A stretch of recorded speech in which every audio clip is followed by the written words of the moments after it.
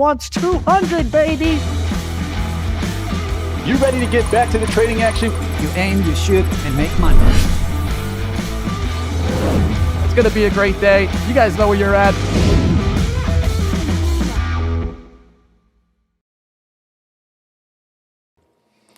Good morning, traders out there. Who's ready to get into the market? It looks like we're having ourselves a little rebound. We'll see what happens in the market. We'll kick things off and take a look at what's going on out there. We'll talk a little bit about some of the catalysts. Of course, there was some talk this morning, different kind of talking heads out there, really kind of talking about, of course, the Iran situation. We'll talk a little bit about that. We saw oil take a little bit of a dip. And now, finally, what I was seeing, was I correct? I don't know. We'll have to find out today. What was I seeing yesterday and the day prior? I was thinking there was maybe a little bit of a shift getting out of value and going to the Mag 7, going to tech. Question is, will we see that actually happen today? Let's bring on our traders today. Of course, we got Michael Noss in the house. Let's bring him on here. What's going on, Michael? How we doing? Oh. What's up, man? Did you lose me? Hello? Okay. What's up, dude? Can you hear me? Here I am. That was me. Could have been me. I don't know.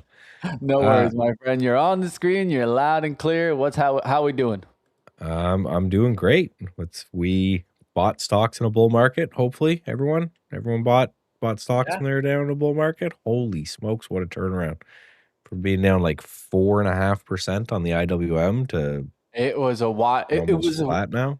If you don't think there was an expanded range, I mean, but this is what I was pointing to with the ATR kept going higher and higher. I mean, the ATR was at like almost 10 yesterday in the SPY. So it's almost expected that we're going to get wicked kind of action, right? And like wild ranges, right? Where you could get things that look like takedowns and then drifts from right back, right? And that's one of the things that we've also seen, right? It's a lot of chop, regardless. If we're going down, we don't go straight down, right? And if we're going up, we don't just come straight up, right? We'll have like an update and then followed by a down day, then another update, then followed by a down day.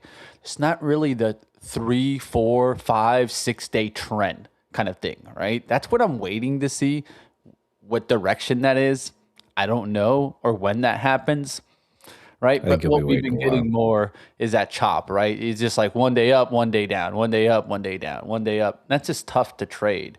But overall, well, if it stays that consistent, if we keep seeing the pattern that we've been seeing of amateurs freaking out on the open and then professionals coming in and buying stocks, I think that's great. Because it just means point, and I think at some point and buy things. At some point, I think everyone's really looking to see what happens to tech, right? Because there's one thing for a couple months, tech, like kind of getting weighed down, right? And it happens a lot of times in the beginning part of the year, right? Now what happens as we get out, right? As we get out of this, is tech going to be the leadership, right? I think that's one question that a lot of investors will be looking at, because it seems to me that the staples trade is falling off. And yeah, you still had like names like, let's say, Target yesterday up, discount stores. But in the sector overall, there was some down action. Are we maybe potentially seeing some rotation to some growth names? And I'll kick it and we could take a look, maybe IGV, that kind of action, right? I think you have now up, and I didn't even know you had the chart up. You know what I mean? And yeah, and this is what we got to watch for. This is the one I was hammering the table on yesterday, right? I said over 110, I'm going to buy it. I'm going to stop under $100, and I'm going to try to make 2 plus my risk. I bought it at 110, already up 5% or so on the trade, right? Yeah. This is the beauty of this up and down action. Now, am I going to buy stuff today with Bitcoin already up 5% and all that? Probably not. Right? Yesterday was, in my opinion, the day to be buying stuff, and then today's the day to kind of be backing off. So like IVG, for example, was, we were talking about the insane relative strength here. Even before we left, it was up from the open. It never challenged its low. It was holding on great. And then, right, so far we're getting another move higher there. So we are seeing these kind of beaten down names getting a little bit of a pop higher. And I think that's really evident with, we looked here at like MAGS, for example, was down yesterday, or actually went up and kind of closed roughly positive. But with the IWM still down like 1.5%. So that rotation is pretty clear that we're going back into the more high beta names or the riskier names or whatever you want to call it. Then that's fine. No one knows how long it will last. But I'm almost just thinking now, if you think of the Mag 7, I'm wondering if that's the flight to safety at this point. I'd rather, in my own, if I was a fundamental guy, I'd rather own like an Apple with just multi-billion dollars in cash and really stable revenues than to even own something that I'd be worried about like AI disrupting. Claude's not going to wake up tomorrow and take everyone's Apple phones away from them. So I just wonder if the Mag 7's like our safety trade now. I think it has to do with structure being built up, right? You noted there on the IGV, it wasn't just a one-day thing that we came back, right? We created a structured bottom, and structured bottoms give traders the ability to take measured bets, right? And so we had that sideways action there, a couple days of chop, looks like it's going to do the takedown, and of course now you get the pattern reversal, right? Essentially, it was a bearish pattern that's now breaking the bearish pattern and starting to become a bullish reversal, right? So I think that now we take a look to see, does that really have legs, right? Can this really get going? So names that were really popping off yesterday, you brought up one, but just to help, right, bring up some other names for some traders out there. Adobe, right? Big pop on Adobe, right? That was a really nice lift off there. And Adobe has earnings coming up here on March 12th. So I think that's one of those that could continue a rally here, right? Because it's just running into the earnings, right? Things like that. I think we want to be watching, of course, your bigger names like your CRM, but app is really one that I'll be watching, right? That one was starting to get the lift, had a really nice bounce from the first takedown, but then was recently on the lows. This one's just about to break an important level around the 445, 50 level, or you can do it at 446, right? If you want to round it, maybe to 450, but big level to watch here. Very similar setup like you got yesterday with now when you were seeing that break of the high, the resistance, right? Kind of that basing pattern starting to break here. So this is one I could look at.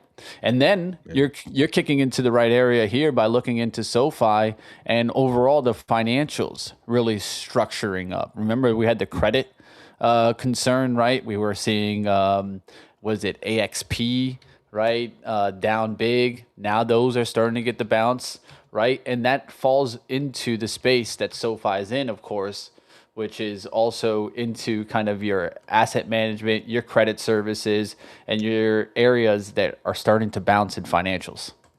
Well, yeah, and I'm trying to find the chart here. I bought some of this SoFi yesterday for the same reason I bought ServiceNow. Here it is. And these are our friends over at Trends. Did I lose you? Buys and put them on the chart. There you go. No? Not for a second. Okay. And yeah, so insiders, the big guys have been buying on this way down. And, they also highlight the RSI divergence. I like that as well. But yeah, I just, there's these charts out there and these are the moments. And this is kind of what I was ranting about a lot yesterday. So I won't do it too much today, is that days like yesterday, was very easy to see the relative strength. You didn't need like fancy systems or programs or scanners or really anything. I showed you guys just going to FinViz and saying, hey, just show me everything that's up today.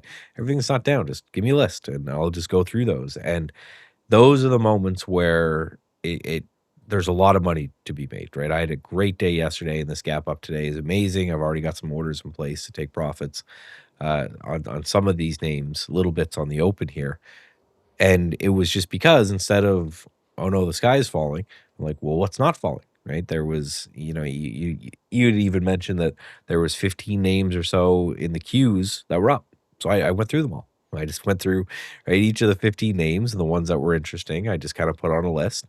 And then before I mentioned I was going to a doctor's appointment. I'm just in the office in the doctor's appointment on my phone, just going through that list I had set up in TradingView, and some that looked good. I just pulled the trigger on, took some trade. And I think that's what you have to do is when everyone else is panicking, there will always be a reason for a pullback like that. The market just doesn't pull back unless there's some reason.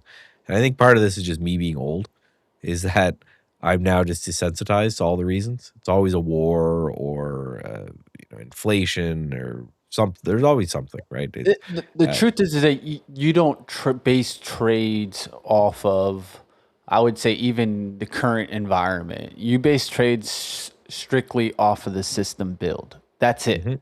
And so with that being said, those types of questions just don't come into play for you, right? And I think that that's what traders need to be asking themselves. If you're the type of trader that you can maybe feel like you follow the flow really well, maybe that type of trading's for you. But if you're like Michael, where like keeping up with the news flow and keeping up with whatever it may be, what are we, growth, value, wherever, right? Well, and if yesterday, those are the I type think of things that affect you, then maybe that's not. Maybe you want to be more systematic, where you can just rely on your system, right? right, and don't fool yourself, right? If you were panicking yesterday instead of working and buying stuff, you don't follow those well, right? What you're doing is you're letting the news influence you, and when the news comes out bad, you want to sell, and when the news comes out good, you want to buy, right? So these are the moments. Like yesterday was a very important moment, I think, for a lot of traders out there. If you flinched, right? If you panicked, if you didn't have a plan, if you just walked away, if whatever it was, then you're just not. That's not the trading for you. Doesn't mean, right, you're an awful trader and you should stop trading.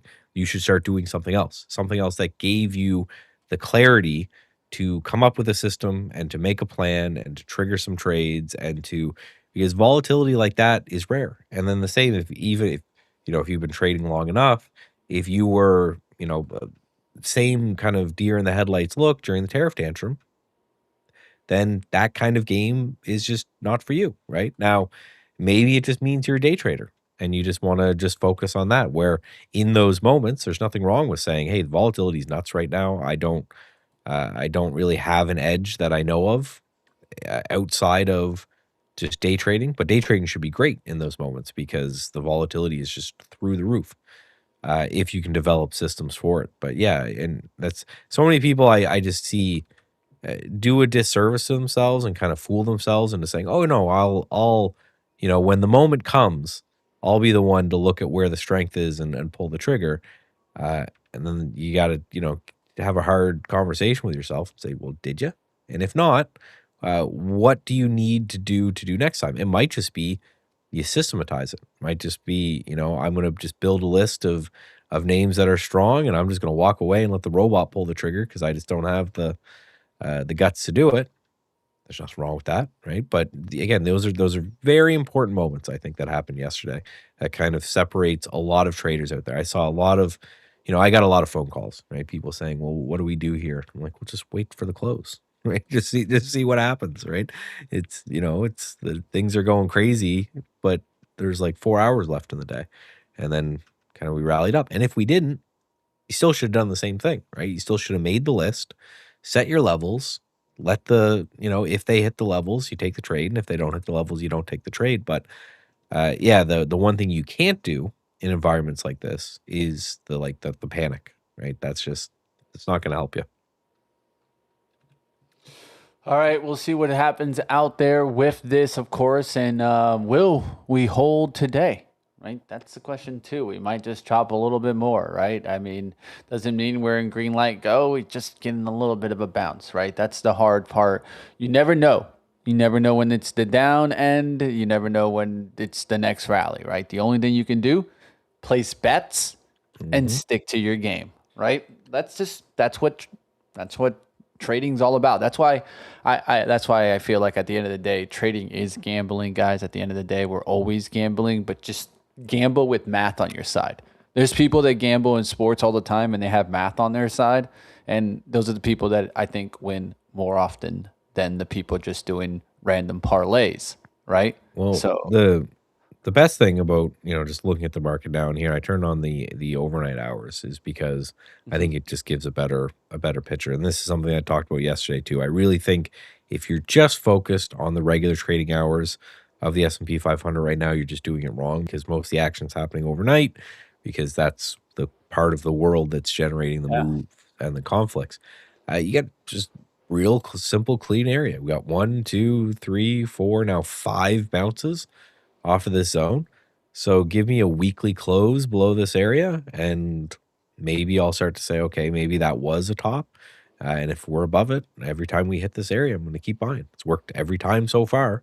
And every time we've hit this area, there's been some scary reason about why we're hitting this area. And if you look at the price and say, okay, we're bouncing from there, that's great. So that's, I think, the overall game plan. And that's sitting around, it's like it's a range. So call it, what, 665 to 675. If we're holding that range, great. I want to be a buyer stocks. If we lose that range, then right, maybe I'll raise a little bit more cash and just wait for lower prices. But so far, it's every time it comes here, you just have a good buy, right? And wait to see what happens. Then yeah, we are rallying up overnight, so important to just highlight some levels. And I really just think that is the high from right here. And then we got to remember, so this is Friday, right? And this is Monday and this is Tuesday. So if we get above Friday's price, then that means we are at higher prices than we were before all of this war kind of stuff started. So that I think is very important because that's a really strong signal from the market to say we don't care, right? It's if we are at higher prices than from when all this started, that's a pretty clear and strong signal to the market to say, we're focused somewhere else. Is it FOMC? Is it AI stuff? Is it, who knows? But that's really all I need to see is a couple closes above where when the war started. Like, okay, the market's moved on. It's time for me also not to focus on that. And you'll probably also see in that cases revision to some of the stuff that spiked because the war started, right? So think of oil and names like that. If we are above the price in stocks where that stuff happened, then yeah, we might actually get to the point where oil reverts back down and things like this. So right, keep an eye on that particular sector. Holy smokes, Bitcoin keeps going here. There's something else to talk about as well. Yeah, it's getting that's why I talk about it as the risk on indicator, and I'm going to continue looking at that. What ended up, if you look at Bitcoin, what led, was it the equity markets that led down, or was it Bitcoin that led down? It was Bitcoin. Bitcoin's been way weaker than the stock market has been, right? And what led to the upside? It was Bitcoin. Bitcoin is what led the rally out of liberation. It wasn't the market. And so I think I'll just continue to watch Bitcoin as a really good risk on indicator. And I love just comparing these two charts, right? So this is Bitcoin, and I'm just flipping back and forth between Bitcoin and software, right? They have the same sell-off. They have the same kind of base, give or take. So if we see software continue, we could also see Bitcoin continue from there as well. I love the narratives for Bitcoin have to be running out, and I'm not a Bitcoin bear. I own a bunch of crypto, but it's supposed to be an inflation hedge, and then it wasn't. Then it was going to be like a geopolitical hedge, and then it wasn't. And it's like so you take at the end of the day, you look at that, you compare it to software stocks, and they're at the highest correlation that they've ever been, which I think is like a 0.8, which is technically a very strong correlation between Bitcoin and software stocks. The beauty of that, and I guess some people don't know how to do this, so I can just show you. But you can just, in TradingView in a lot of places, you can just run correlations. So if you just go to like IBIT and put that on a daily chart, and then just look for the correlation coefficient, if you remember nerd stuff, and then I'll just do IGV, and it will just do a little indicator. So this indicator on the bottom is the correlation. So right now, between IBIT and IVG, It's a 0.98 correlation. You can only get to 1 to be perfectly correlated. And you can see in most cases, very, very strongly correlated. So anywhere up in this area, we're looking at the blue indicator here on the bottom. Anywhere up in this area is very, very strongly correlated. Anything above 1 is some correlation. But yeah, you can see over the long run, Bitcoin moves like a software stock, right? So yeah, this is a weekly chart, probably better. So you can see just moving exactly in tandem with a 0.87, 0.9 with software names. And then right now at a 0.91. So, if you're interested in Bitcoin, watch your software. If you're interested in software, watch your Bitcoin. Those things, generally speaking, move just kind of in lockstep. So if we are seeing a big bounce here in Bitcoin, which we are, if you look at the coin from the open, and even if you look at IBIT here, we're showing up 5%. Should be pretty good for software as a whole. So keep an eye again when you see those correlations. They're interesting to trade around. All right, let's talk about some of the action we got this morning. We did get private sector's employment increasing here by 63,000 jobs in February, and pay was up 4.5% year over year. So ADP employment was predicted at 48,000, so we came in a little bit higher than that. That's looking good there. And of course, this leads to tomorrow's initial jobless claims that are expected to come in at 215,000. So we'll see what happens here if we start to see some jobless claims start to spike.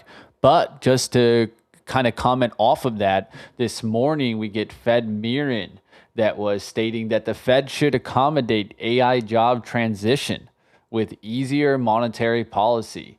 Doesn't think that there's private credit concerns, and also said that it's appropriate to continue with a 25 basis point cut until the Fed reaches neutral.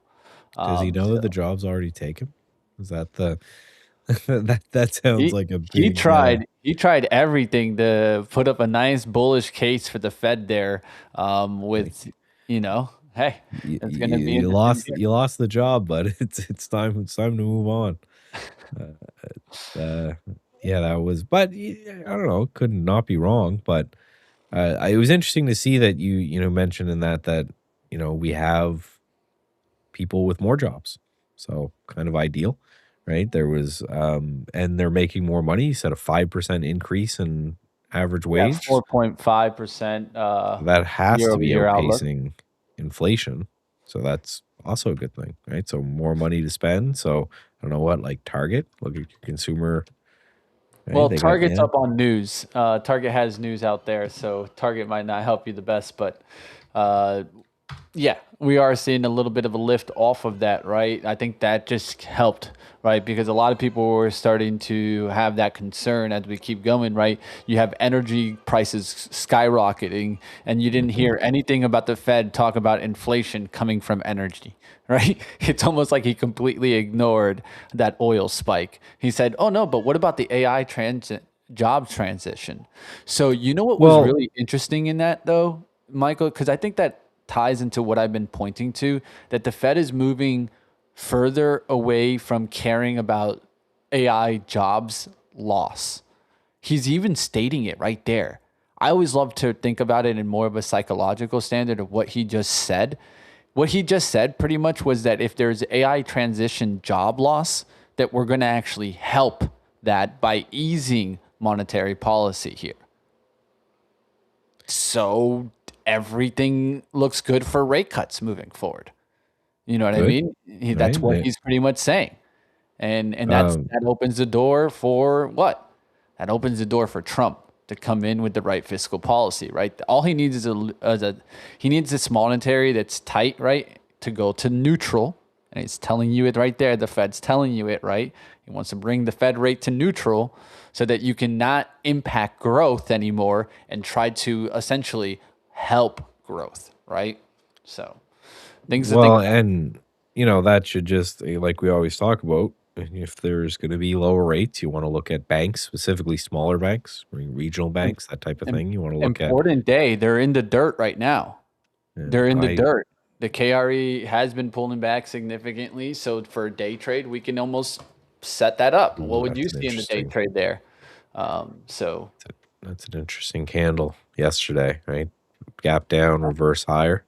Yep. So that's an interesting look, and you can take a look. Remember, there's DPST if you don't want to pick a target, which DPST, which is I think triple leveraged. That I've been in and out of this one a couple times. So if you just want to play the monster game, you certainly can take a triple leverage regional bank play if you're going to bet that people are going to think lower interest rates. Yeah, those are all things to think about because I think that a lot of people were starting to weigh in that the Fed would have their hand cut and be kind of handcuffed here with the energy going higher. And I love how there's just no mention of that. It's almost like he's like, no, I'm not even going to mention the war. We're just going to talk about AI. The bet might be that if this ends quickly, this is just kind of a flash in the pan. Yeah. And you don't want to make long-term policy on something that can be a potential short-term blip. I know they got in trouble, right? There's probably a rule in the Fed that you're never allowed to say the word transitory ever again. But right, could be a world like look at USO yesterday, just kind of did the opposite of the market, big gap up, and then dropped pretty quickly, and then. So is that going to continue? And you would look a bit like a fool if you're making these long-term changes to the overall economy. And, you look back and 3 days from now, oil's back into the 70s. It wouldn't really shock me too much. All right, we'll see what happens with oil. Oil was taking the dip yesterday, and pretty much, I mean, every sector was down. There was only communications services that was up on the day overall yesterday. That's what was also the kind of the leading thing that can also hit you a lot. I think yesterday was also one of those days where you watch change from the open, not change overall. That's why I always think that change overall can be really fooling. Because then you might see that stocks were down, right? It says like it's down 2%, but from the open, it was up like 6%, right? So actually, you know what I mean? Actually just published a video like right before the market opened. It should be going out in a bit. I recorded right before I popped on here, just saying the same thing. The old trading adage that it's been around since the beginning of time, which is right, amateurs open the market, professionals close it. So everyone freaks out in the open and they're overreacting to news and everything goes nuts. And then the professionals that have a game plan, they wait a little bit and then they just either turn on their buy algo or turn on their sell algo. And yesterday they definitely turned on the buy algo. Now it's kind of the point is that, Charles Dow talked about this 100 some odd years ago, is the closing price is the most important price. I don't really care too much where the market opened, but like you mentioned, it's where did they take it to? Because there's not enough liquidity for the big guys in the pre-market. The liquidity comes in when the market opens. So if they gap it down, well, that's not going to be the biggest players out there. The biggest players are going to be the ones that turn on their systems to either buy or sell when the market opens. So on days like yesterday, we have a big gap down and then it just ripped. Last 2 days, actually. To me, that's really encouraging because it's showing as soon as there's liquidity out there for these guys to grab, they're grabbing it. Really nice continued breakout in Walmart. We'll see if that not in Walmart, in Target. We'll see if that can start to affect into Walmart and Costco. We'll watch those as discount stores to see if we get a lift. VIX is down, right? We'll see if that can make a move today. Of course, that was spiking yesterday, was down, and we'll see what happens here at the open. Nvidia slowly trickling up. Tesla got hit a little bit hard yesterday, so I'm looking to see if Tesla can rebound through that 400 spot today. Looking into the Mag 7, Microsoft is one of those names I keep on the radar, right? It looks exactly like the IGV. It looks exactly like your Bitcoin, right? So all these charts that look very similar like that, you start to look at the prior, like even you can look weekly, but if you want just daily, find the resistance there. Look to see if we get clear breakthrough resistance. I think that's what we saw in a lot of those charts, and that's what I'll be looking for. Google, another one, right? It's right near the low, 300 right around there. Right, so I think a lot of these you can keep your eyes open for. You looking at the bull? Oh man, that stock is still alive. Going through the top mentioned here. How's on that stock stock still twits. alive, man? How's this the top mention? Well, they're gapping her They're up today. digging. They're digging in the dirt, man. These guys go into the trash. Well, it's going to be because there's so much of their business is crypto trading. It's going to be one of those things. And then I don't know if There's you the chatted open about here, this, but guys. GitLab might be an interesting one to talk about here because Oh, GitLab. OpenAI basically said, yeah, we're going to make a competitor to this. So that might be one to keep an eye on, down 12% there. And then, yeah, Mike in chat mentioned this. This is, I think, the crazy one of the day, which is VCIG, which I think is a post reverse split. I think that's what's going on here. All right, right out the gates, mags holding in well there. I'll be looking to maybe swing a little bit of some mags, but the actual tickers here. I got rid of the ETF last night. I said, you know what, this isn't really going to pay me the most. Just got rid of it, but didn't take a loss yesterday. Was able to like average down in it, and then pretty much just I took a little small win, a little small loss, neutral trade. If you are planning on trading this one, just know it will very likely halt.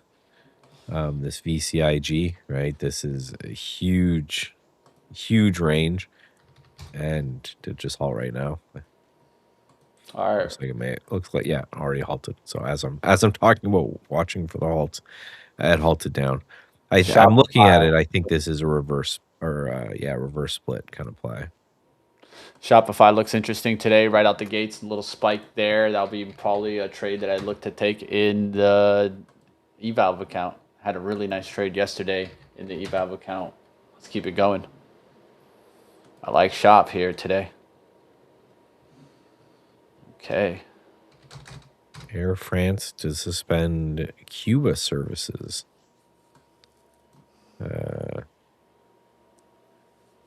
Report of a cargo ship under fire. So look at boats. The boat ETF. No liquidity in this thing at all. Yeah, still hasn't opened for the day. So maybe grab your favorite shipper and go from there. So far, I have 3 working orders and no fills. So that means I've missed a bunch of trades. And what? BH, IT, or TURB, and then what else? EDSA. Yeah. So far, a swing and a miss on all of the trades for the bots. That's liquidity and how it works. Sometimes you get a fill, sometimes you don't. Max pushing here, guys. I'm trying to find out which one it is, but you can just use it's Microsoft that I see at least. I see Microsoft leading there, Tesla, then Meta. So those are kind of the 3 that I'll be looking at, looking for a Microsoft pullback here to try to get in on MSFU. Oh, this TPAT. This is as kind of hangover as you can get, I think, here. This would be something that Kevin would really, I bet you. It's Wednesday, right? No, so we're not seeing Kevin today. But I bet you he's already short this thing. Would be my bet there because we had this huge surge yesterday, and then we're we gapped down in the low end of that range today. So this one's given up the ghost with oil and what oil did yesterday, right? Which is huge gap up and then a failure there in oil. Bitcoin continuing its breakout here. So good strength there. We have Mag 7, like you were talking about, MAGS up 1%. The SPY struggling with its pre-market high. This is the area that I really want to watch. Right up in here. Tesla ripping. Yeah, we hit the pre-market high and then we reversed a bit. But the Q is ripping. So we're seeing right off the bat that this is a tech-based rally. So focus there. I mean, we've been telling you guys if you're bullish traders to be avoiding tech is kind of what we've been hammering the table for pretty much the entire year. Maybe a flip on that today. We saw it really strong yesterday, so maybe that will continue. Keep an eye on those things. Yeah, VCIG is a robotics group, but the reason I think it's I should just grab the news here. VCIG.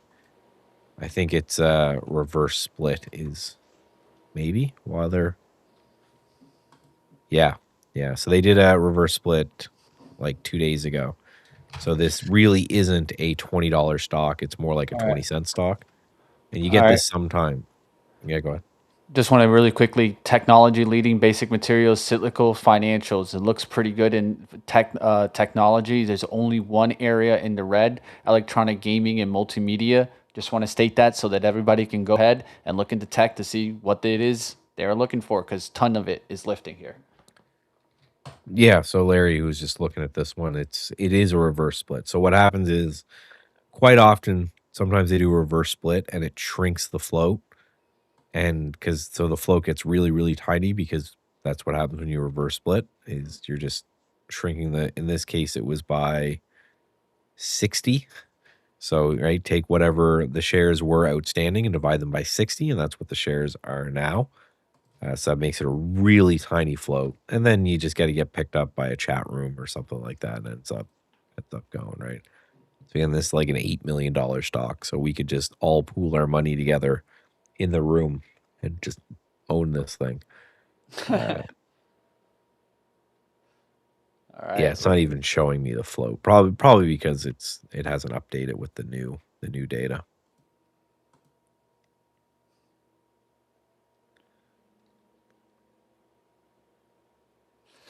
Want to see like no pullbacks really to the, what I'd like to see on the SPY is like one of those days where we don't pull back back through, like, let's say towards the lows here, which we're already doing it in the SPY overall. The Qs are a lot better than the SPY here, guys. So Qs leading up, SPY's leading down, right? So just want to note that there's some divergence there that I can clearly see. Let's see if the Qs can hang on here, or is the SPY going to lead us down? The SPY is dragging fast.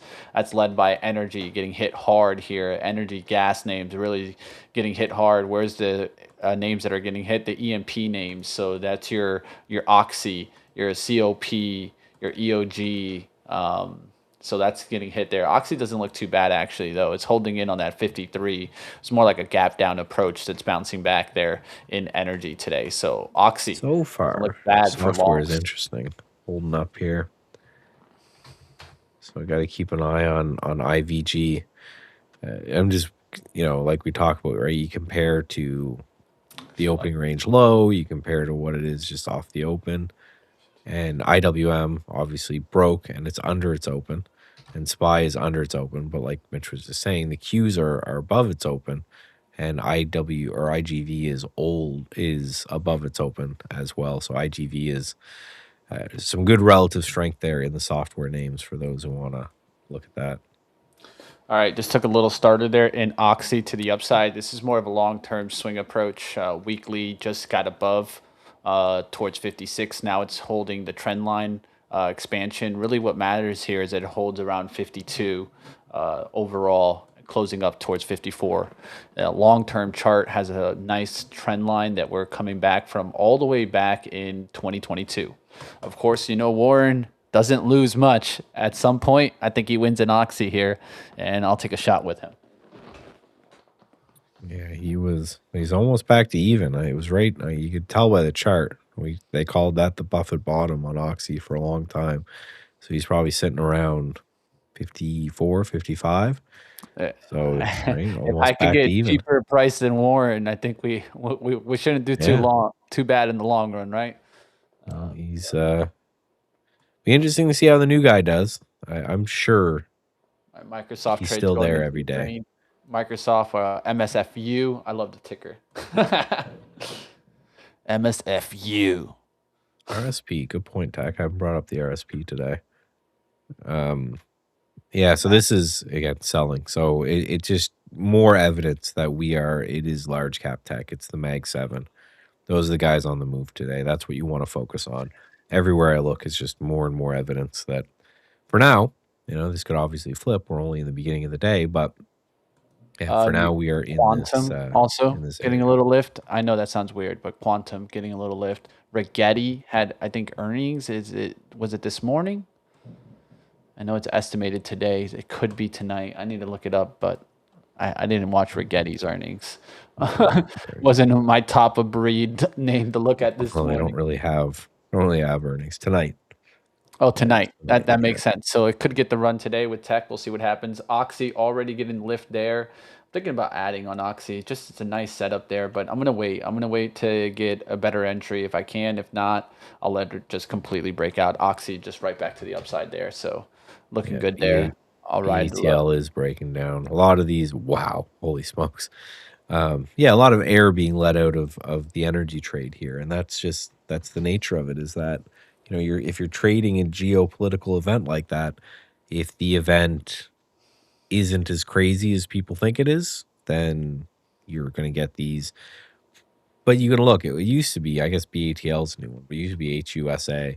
I remember every time there Yeah, was I think it's off the board. That's why. oh yeah, it's off the board. So I was going to bring you guys up the chart because it was the same thing where you'd have Financials doing well, man. Asset management. So if you want to dip your toes oh in the area that was hurt the most, asset management doing well. Capital markets also. So your Morgan Stanley, your Goldman Sachs.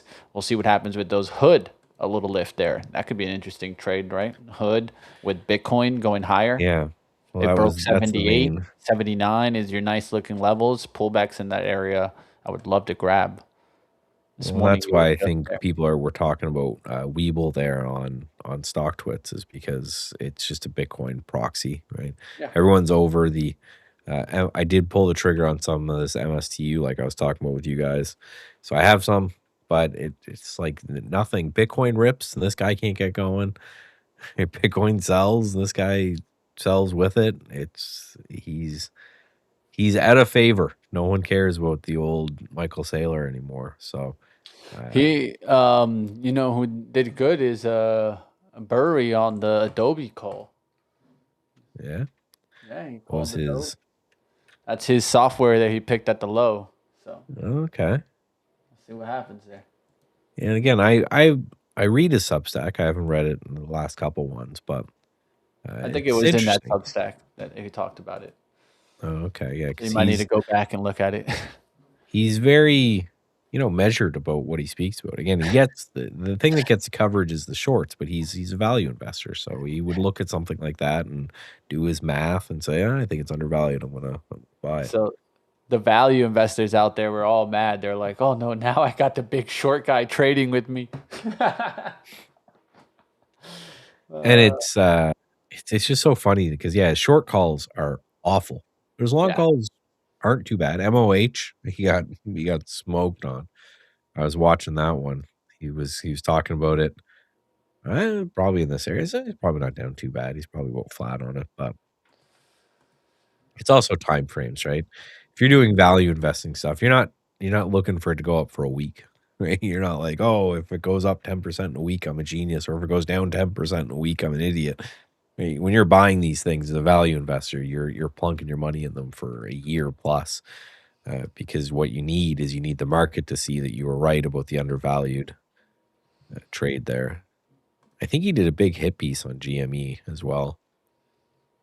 That made people a little bit mad because there's still the crazy people in there, believe it or not.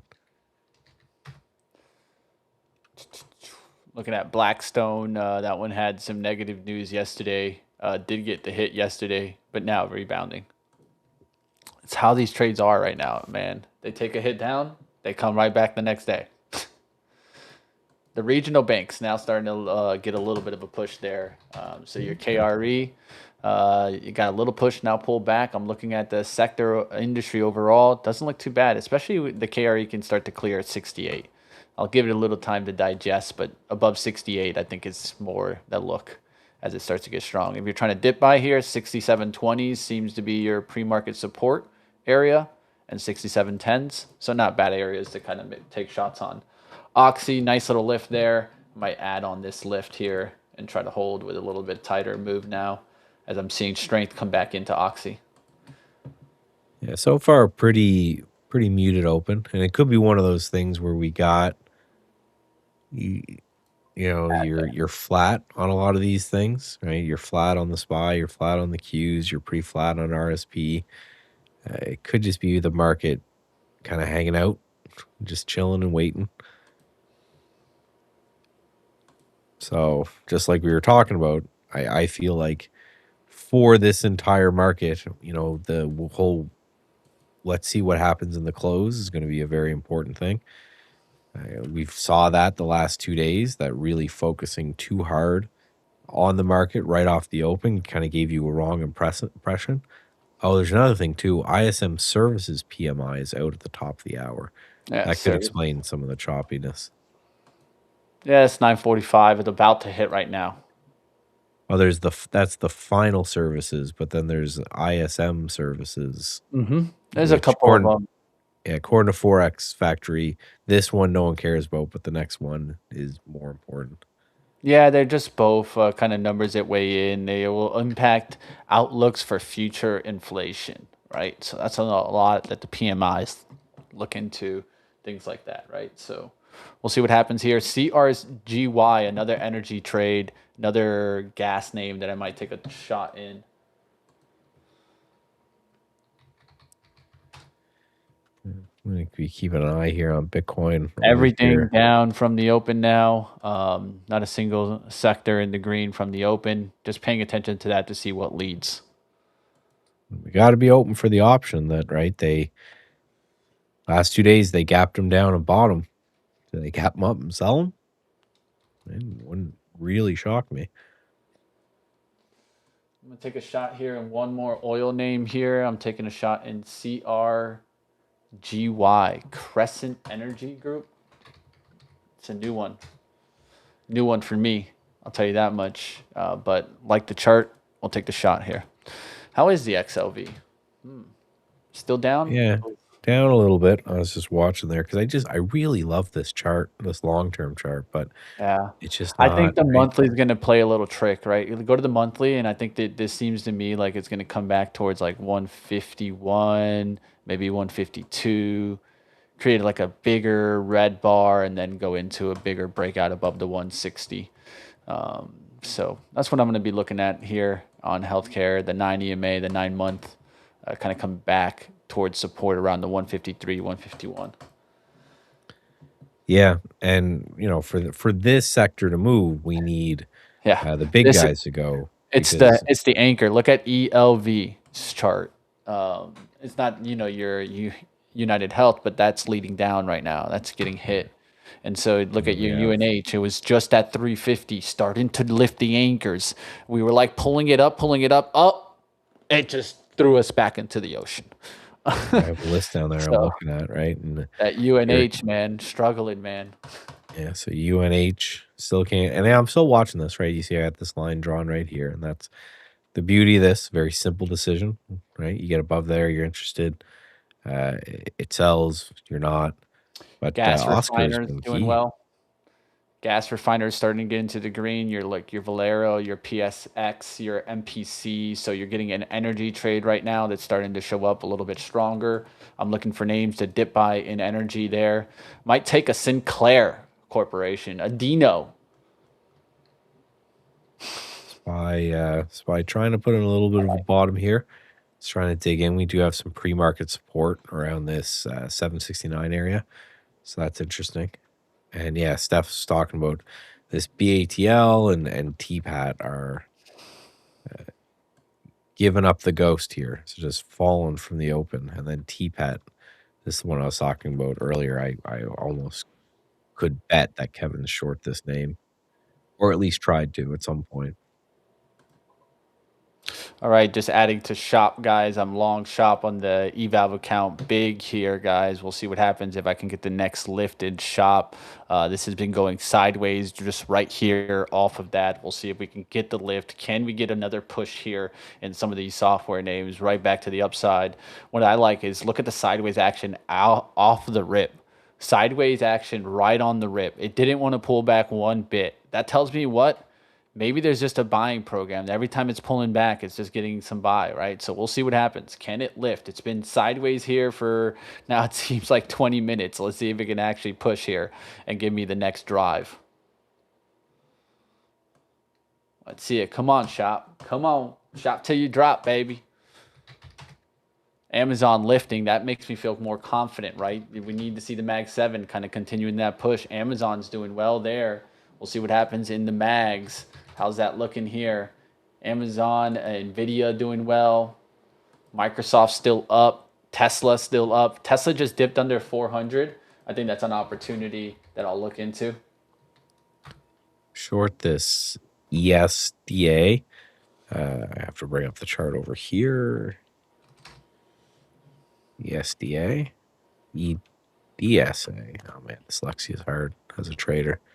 But yeah, this one's just because this has gone from 64 cents to $5 in just like 2 weeks.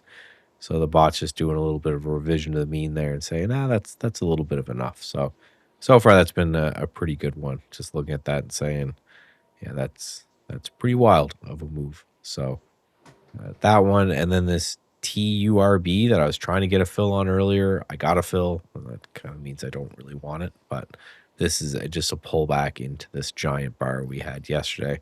I'll bring up the real daily chart there.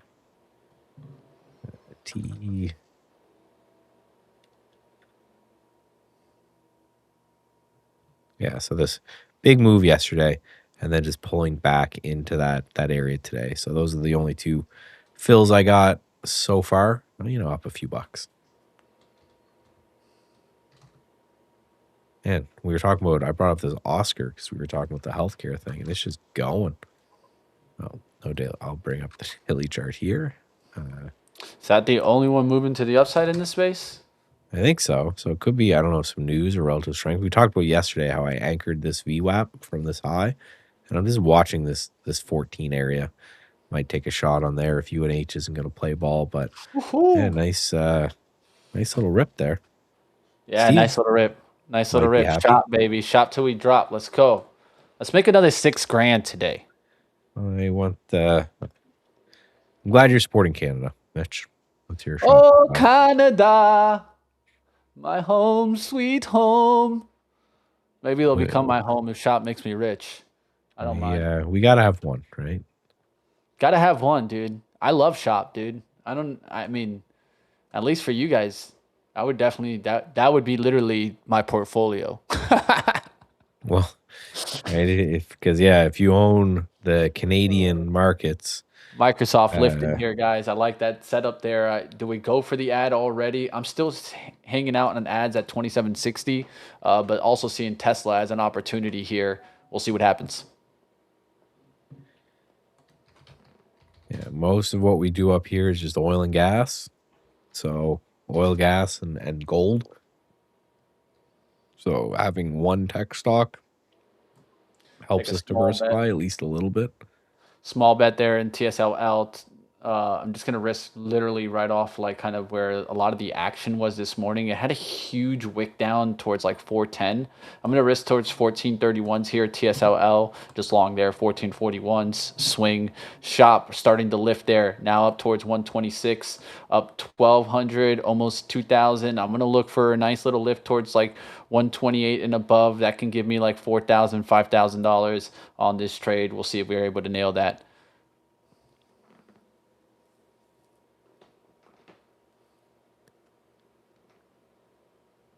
Through a lot of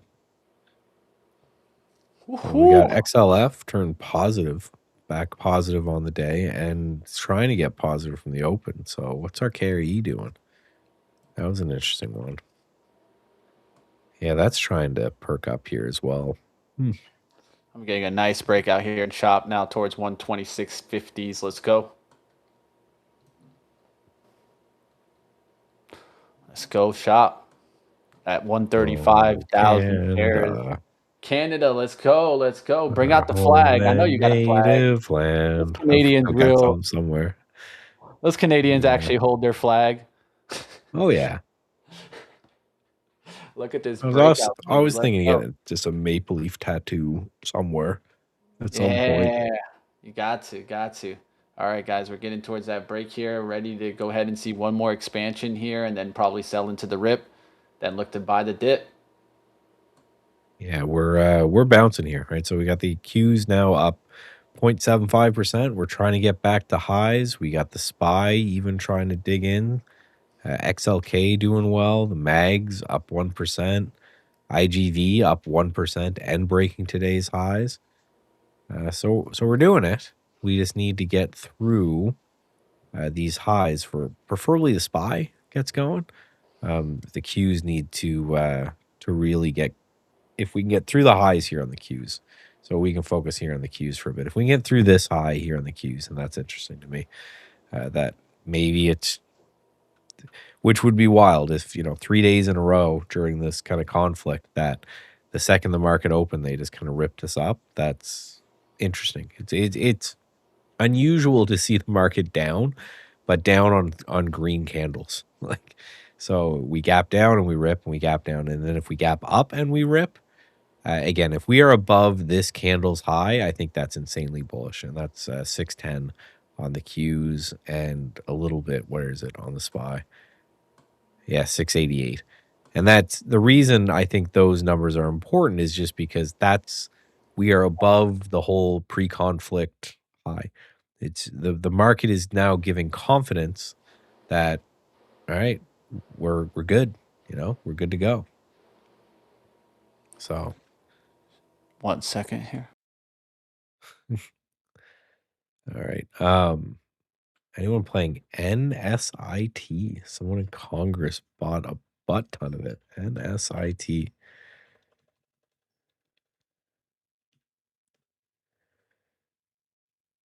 Be very careful of the volume of that one. When you see dashes like this on your chart outside of pre-market, means that no one's really trading, right? So just be careful. Just could mean a wide spread. It could mean, bad fills, that kind of stuff. We have 4 minutes until this number. That's a pretty interesting one. We go from there. Yeah, Steph, we were talking about this VCIG and the reverse split. That's a big one. It's a pretty massive reverse split. So that's why I think it's moving. I think you get a float that shrinks that much, and you get the right chat room to kind of start talking about it, or away she goes, right? All right, guys, can I get the 128 break here on shop? I'm seeing Microsoft start to lift there now. Nvidia's up, Amazon's up, so Meta's up. Crude oil update hasn't moved. Google Hasn't up. done anything today. So there's your crude oil update. It's both flat. Like, this is yesterday's price and this is today's price. So I think you're in like you're up 0.05%. So it's pretty flat.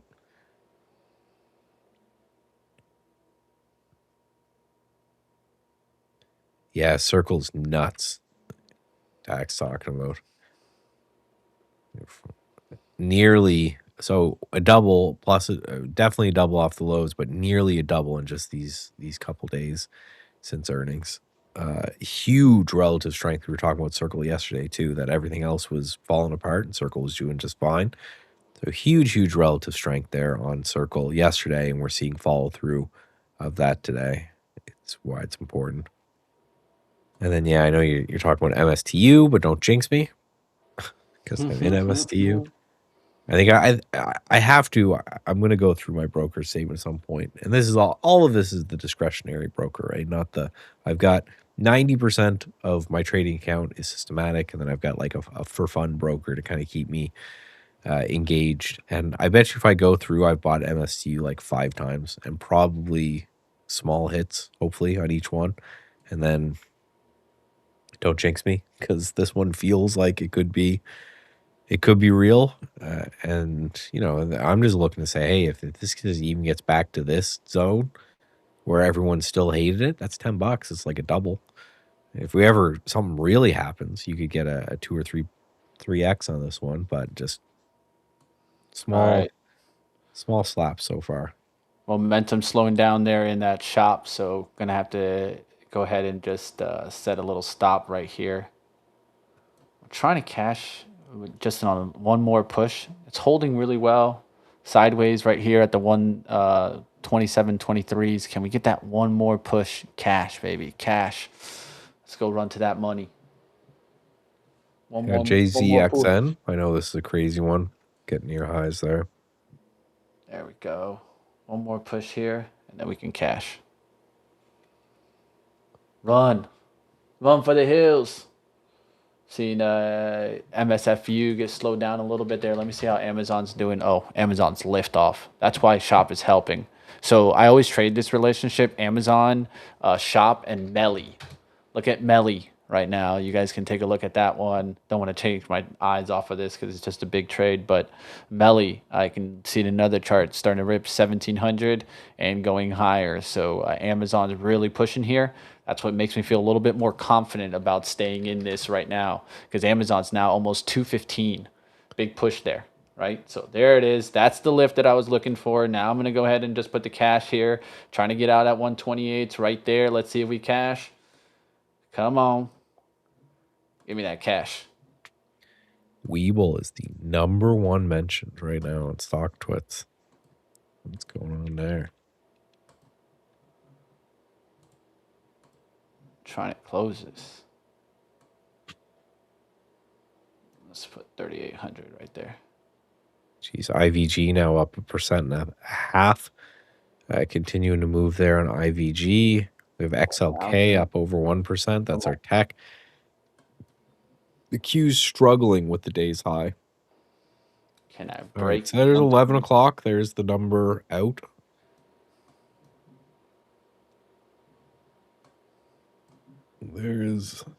And so far we're rallying from it. I don't know. Let's take a look. Forex Factory will have it.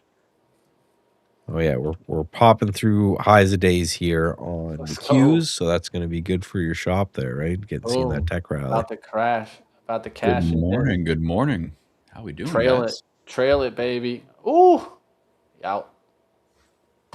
ISM Services PMI was up. I don't know if that's a good thing or not, but it was higher, very slightly higher than expected. Hard fills there. Wasn't getting any fill on the 128s there, but got out there on the stop loss. That's why you put the ladder. I put the ladder on the bid. I put the ladder on the offer. I said one of them is going to hit. One of the orders will trigger eventually. The stop loss hit, of course, not the target profit, but that's how it goes sometimes, guys. Good trade there. Over 4K trade there in shop. Yeah, I'm still short that ESDA stuff. Again, that was just simple mean reversion kind of setup from the bot. So I'm short at 5 on that guy. 30% of the 200K account goal already there. Let's keep pushing. Nice. 200K accounts, man. Might have to take a couple of those, man. Get ourselves a good little million in prop firm money. What's going on, bud? You watching Oscar? Mike coming through okay? Yeah. Oh, yeah. I hear you good. Just making sure. So I'm watching SPY here. I'm feeling pretty good, guys, about a little dip to that 680 and now a rip to the 687. Oxy just ripped up, man. It's such a funny market right now, Steve. 687. Why 687? Let's go to Steve's charts. We all love the pretty charts. Show us the pretty charts, Steve. Let's see. The trade the pool, Trader Revolution's still loading up. I'll have them for in about 2 minutes. No worries. You keep giving us the levels. We'll draw to it. Michael, you can kind of nail some of those levels for you. Absolutely. So intraday point of control here is at 682.50. That's where we just kind of bumped our head there. It's where we kind of stalled in the morning. We're going to be watching this VWAP just a little below. I have 681.50 there. So that's the kind of little range I want to see digest over the next couple minutes before hopefully pushing on higher and out through the highs there. I have a major target up ahead at 686 to 687.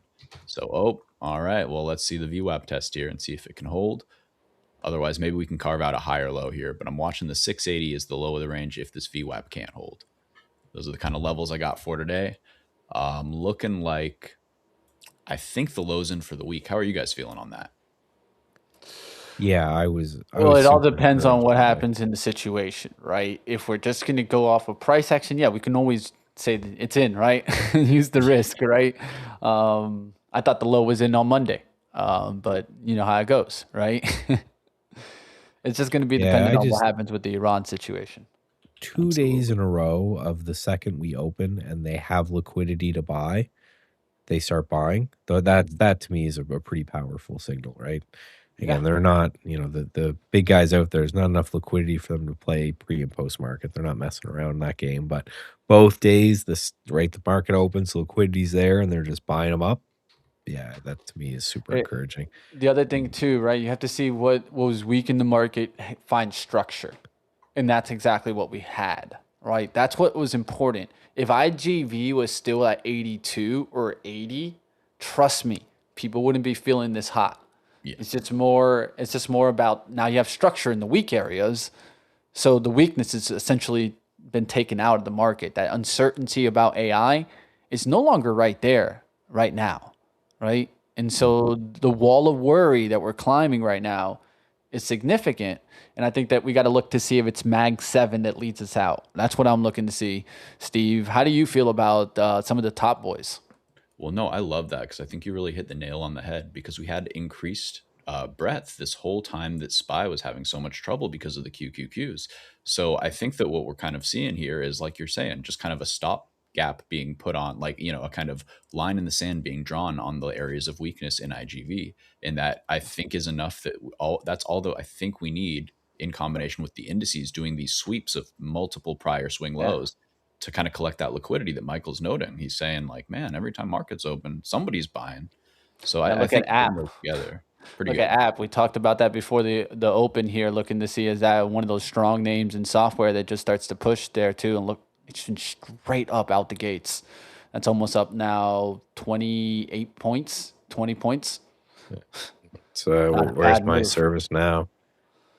Yeah, doing not as good. also, but not.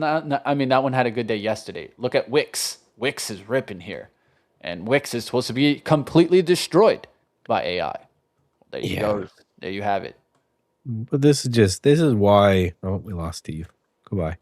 The I'll be back. I'll be back. the market overreacts in both directions. Why mean reversion works, right? Is we probably overreacted there to everyone. Every software company's dead, and it's all going to Long zero. Tesla. Right? We'll probably overreact to the Ooh, bounce, let's and we go still don't Tesla. know if this is the lows in or if it's a dead cat bounce in software. But you at least want to trade it when it's happening. You just have a plan to get out there. All right, just took some long in Tesla in the account, of course, that I just had shop. So I'm just looking to ride into the Mag 7, play different names in there. One of the ones that I want to watch is Tesla. A lot of mix in the swings. Microsoft kind of coming back and forth. Want to see if that can kind of get the next lift there. Still looking in some of those software names to kind of know any name that's kind of leading.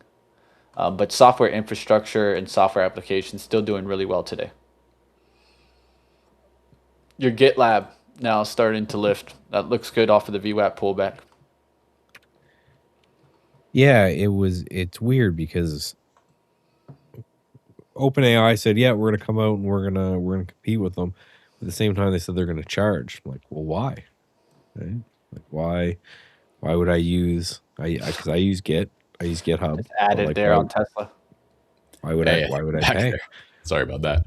They No don't want worries. you to know this information. Welcome They're back. DDoSing me. Adding on Tesla.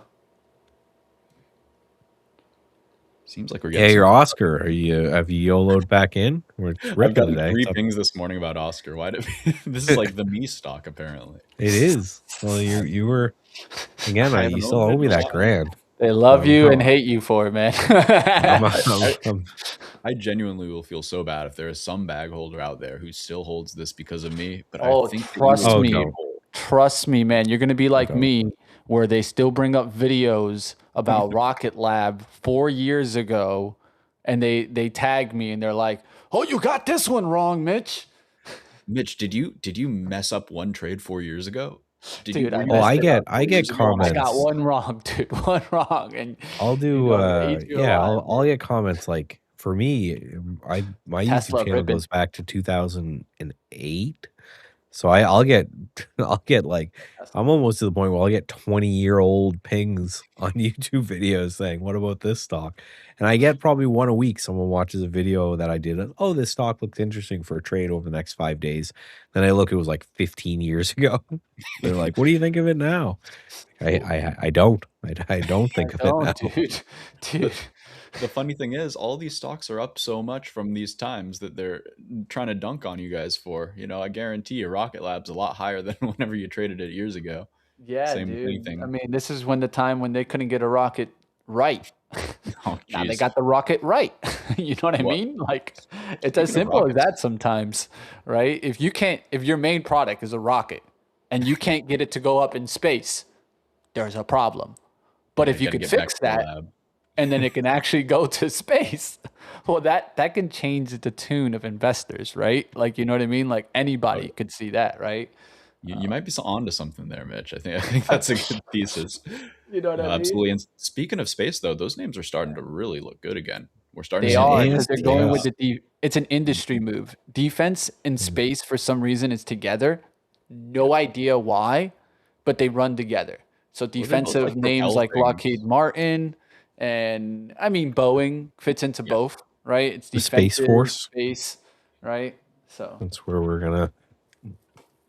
Man, I space saw a force. video of a weapon Space the force. U.S. was working on that essentially just launches a tungsten rod from space, and that's it. Oh, It's that's The just it. it's logic like god. a telephone pole of just a That's giant it, dude. rod. I guess if you just can drop it with like very good accuracy, it's better than any bomb they got.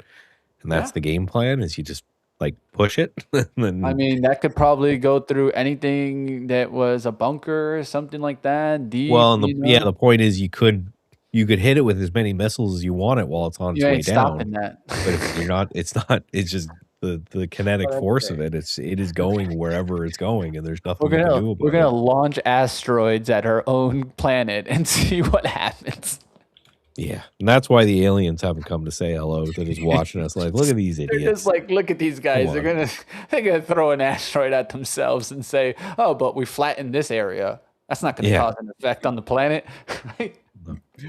They're just looking at us saying, Seeing, okay. seeing a Well, little head bonk here on SPY as it tests that Yeah. high of the day again. If we This is can get that. through that, I think we're gonna have that one more scare. I'm actually mm, gonna try to stop out of the Tesla trade here. I was up like 400, but I'd rather just put the break even here. If it washes me out, I'll reload back down. It's not that I don't want to be in it. I'm just okay that if it goes for one more wash approach below 400, I actually want to be positioned. So there's limits here below to get right back in. I But love that. I'll stop out there if I need to, take the position off, and then actually add double the position size down here at 399 or 398, which is the support, because then I can risk below support, right? Mhm. Whenever I feel like I'm stuck in the middle or buying the high, I need to always be okay with just getting out of the trade, I right? love that so much because it's like showing that there's levels to this, right? Because not only are you acknowledging, hey, I am playing for this breakout near the top of the range. I could be wrong. Not only are you, as I call it, letting it wiggle on you, like giving it that room to oscillate in a healthy way, but you're also saying, hey, I'm gonna just, I'm okay with the frame. I like where I'm at. If I need to stop out, I can get in a better spot here, and Yeah, I'm gonna use that wiggle to my advantage. Not even not stress, but say, hey, exactly. I'm not hurt by this. So I think that's beautiful.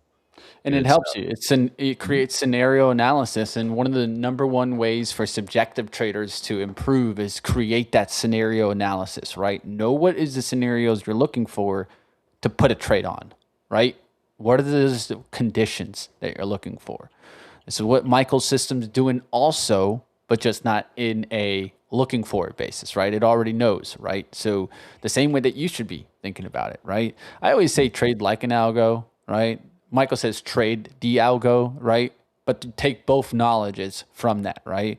And that Absolutely. means have a system to look for certain things to be working. And if they are working, yeah, that means green light go. We keep going, right? And if it's not, then we can quickly turn back towards reassessing, right?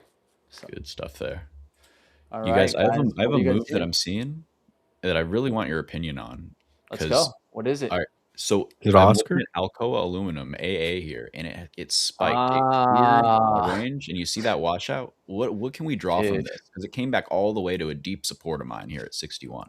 Mm, So this one's a tough one, dude. I've had Mhm. it, I've won, and I got cut out like let's say yesterday in pre-market. And Yeah. pre-market, it was down to like 58, Mhm. 57. I was like, what the? I woke up and it was just Wild. in red, and I was Yeah. deep green going into the close. So this Beautiful tells hold. me Mhm. more, man. This stock, Alcoa, man, is one of those stocks that you got to really look at the monthly chart, weekly chart. Mhm. That's going to keep you in the game. And if you're not in on the right levels on the weekly, you might get the shake, right? Look at the weekly and how you have a wick from all the way up at the top, 68.40s now, to a low of 57.85. So essentially, you're wicking towards the support, you're wicking towards the resistance, stopping out all those daily traders in between, right? And that can really cause tough action overall in the trading, right? That means there's daily chop, and you have to attack the lows even more, right? So if you're not attacking the lows and you're like attacking the middle of the chart or you're attacking the breakout, you're getting washed out on these names. Same thing happened in FCX. Take a look at that was what I FCX. was going to bring up next. Yesterday you had your cut down day. Look how it's reversing back today. That actually looks good on the day today, right? So I might switch to that. I didn't touch the AA dip, and I was kicking myself yesterday. Tesla I did ripple. touch the FCX dip though, so it's just shares for me because I can't tell if we need to go back to the bottom of that range and do a little bit deeper of a retest there. But you know what? Every time I bought it off a moving average, when it dips, flushes into one of these 9-day EMAs, 21-day EMAs, it just gives me a bounce. And if it starts to look weak, it usually looks weak, significantly higher than my entry, and I can trim that out. So it's just, I just want to keep involved in this name because someday it's going to break that all-time high range it's playing with, and it'll be explosive when it's ready. All right, guys. Dr. Tesla. Copper, FCX. Dr. Copper is a good one. COPX, right? And my idea there is like, hey, if the data center plays catch on again, the AI trade catches on again, this has to go with that. If we shift into a little bit more uncertainty still, and we have that flood into commodities and hard assets, well, I like that too. And either way, it's all, at the end of the day, it's a technical play. All these metals, all these miners of the precious metals, they broke these all-time high ranges, just surged like crazy. I want to be a part of that when FCX is ready. It might take a while, but I'm going to be there for it. Let's go, baby. My energy up there. Let's secure it up here a little bit more. Securing in here, $900. We'll let Tesla work from here on out, guys. Yes. There it is, another trade over 1,000. Today, have 2 trades over now. I got $4,000 trade, got a over $1,000 trade. Let's keep making money. eValve's going hot, hot, hot. And what is this? This is trying to ride the trade that I was essentially looking on Monday. Tuesday gave me a shake. I said, you know what? Stay with the trade. Today, tech leading. What's leading from the open? Technology. What am I seeing in tech? Only 1 or 2 areas that are weak. We're seeing the equipment stocks start to fade off. So that's going to be your area of kind of weakness. Also, the hot area of scientific technical instruments. Now you're seeing computer systems lead the action to the upside. So then you have names there that you can look at. That's your Dell trade that had been doing hot, catching a little bit of a dip there. WDC right back to the upside. SanDisk right back to the upside. So those names are kind of leading the tech rally here. But I'm also watching semiconductors as they slowly start to trickle up. We'll start to see if these start to take lead. AMD doing really well, up 2.07%. Probably your top lead there. NVIDIA also starting to get the lift. Looking for Microsoft now to catch the 4.0, like pretty much the VWAP, and start to make the bigger lift here in Microsoft. Of course, I'm positioned in there with MSFU, but you can see that last little pullback in Microsoft. We'll start looking for this to start breaking back towards 407. Man, that trade has been an day, hasn't it? So congratulations, Microsoft bulls who've been accumulating under 400 like good boys. You will be rewarded. So do we take the MagX now? I'm watching the 200-day reclaim, which we probably are getting. So I haven't watched it today. I'm going to check it out in a second here. I wanted to show you my my hourly SPY chart, if that's cool, though. It shows something pretty cool, I think. So I'm going to bring that up. Awesome. Yeah, grab it up. But yeah, Q's just broke 1% up. IWM small caps are behind that as well. Yeah, Mag 7 is up 1.3%. So across the board, SPY, the SP 500 still the weak dude out there. And there we go. Oh, fancy. So guys, fancy. Oh. This hourly chart on the right, we have the minute on the left just to keep track here. But this hourly chart on the right is breaking this downtrend line. And although I love a good downtrend line, kind of clickbaity, what I really like here is this inverted head and shoulders base here. And I love that this occurred after sweeping out this previous low, these previous lows, this previous low, but it held roughly at the very least this area of interest here. So it did even sweep that out here, but it got a lot of ammunition here for a potential reversal up to the upside here. So I think this, for my system, at least this 687, 686 to 688, roughly that kind of $2 zone is going to be really important as we test this previous swing high and as we test those multiple daily moving averages too. I'll pull that up real quick as we Well, and I surge. think well, while you're talking with that, that's kind of jiving with what I was talking about earlier, where the pre-war level, you could call it, right? Friday, yeah. essentially. I think that's super important, and that's sitting around that zone as well. Where if we do a close, like a strong move and a close above that area, that's just the market just telling the world, okay, we don't care, right? From a market standpoint, right? We're not talking about the human side of things, not what we do here, but from a market standpoint, it's saying we don't, none of this doesn't concern us, right? So we're just going to continue to focus on AI and Claude and rates and all the stuff we normally do. So yeah, I think that area is important, because if we're up there, we've just shrugged off all of the volatility that's happened over the last couple of days. All right, now Google's starting to take part. Now I'm really starting to see the Mag 7 really start to take lead here. So if you're interested in that play, I think you can take a look. Now you're seeing financials up, you're seeing communications up, you're pretty much almost all green light go. Only things in the red are energy and defensives. And that's, of course, in the last 5 minutes. So the recent action really starting to lead towards utilities, technology, and industrial trade. I'm trying to buy Google on a pullback. Yeah, Google's just ripping. I'm going to take a little piece here and look to add on pullbacks here. So I've already made money in Tesla. I've made money in Shop. That's kind of like trading the Amazon trade. Now I want to try to making some money in Google. So let's go. How you feeling on Google for the swing here? I kind of like it just because it's strong, holding that. I like it, man. It's either Microsoft or Google, and I said Microsoft just because it's more in the ditch. But yeah, not a bad trade, right? I'm going to the one that's in the ditch just to try to catch a little bit of a catch-up trade, right? Because I think it really put in a nice hard bottom yesterday on that chart. But I like Google too. You're talking like kind of your better stock overall is Google. Why? Because it's still right at the top, right? Like this barely has pulled back. Absolutely. Yeah, the Qs are almost 1.5% here, going nuts. I'm afraid to look at my options. I should trim, right? It's probably about that time already. All right, starting to see a lift there in Google. Just added there in Google. Looking for another little push here. Any pullbacks towards 303, I'm going to add, but looking to see if I can get a little bit of a drive here.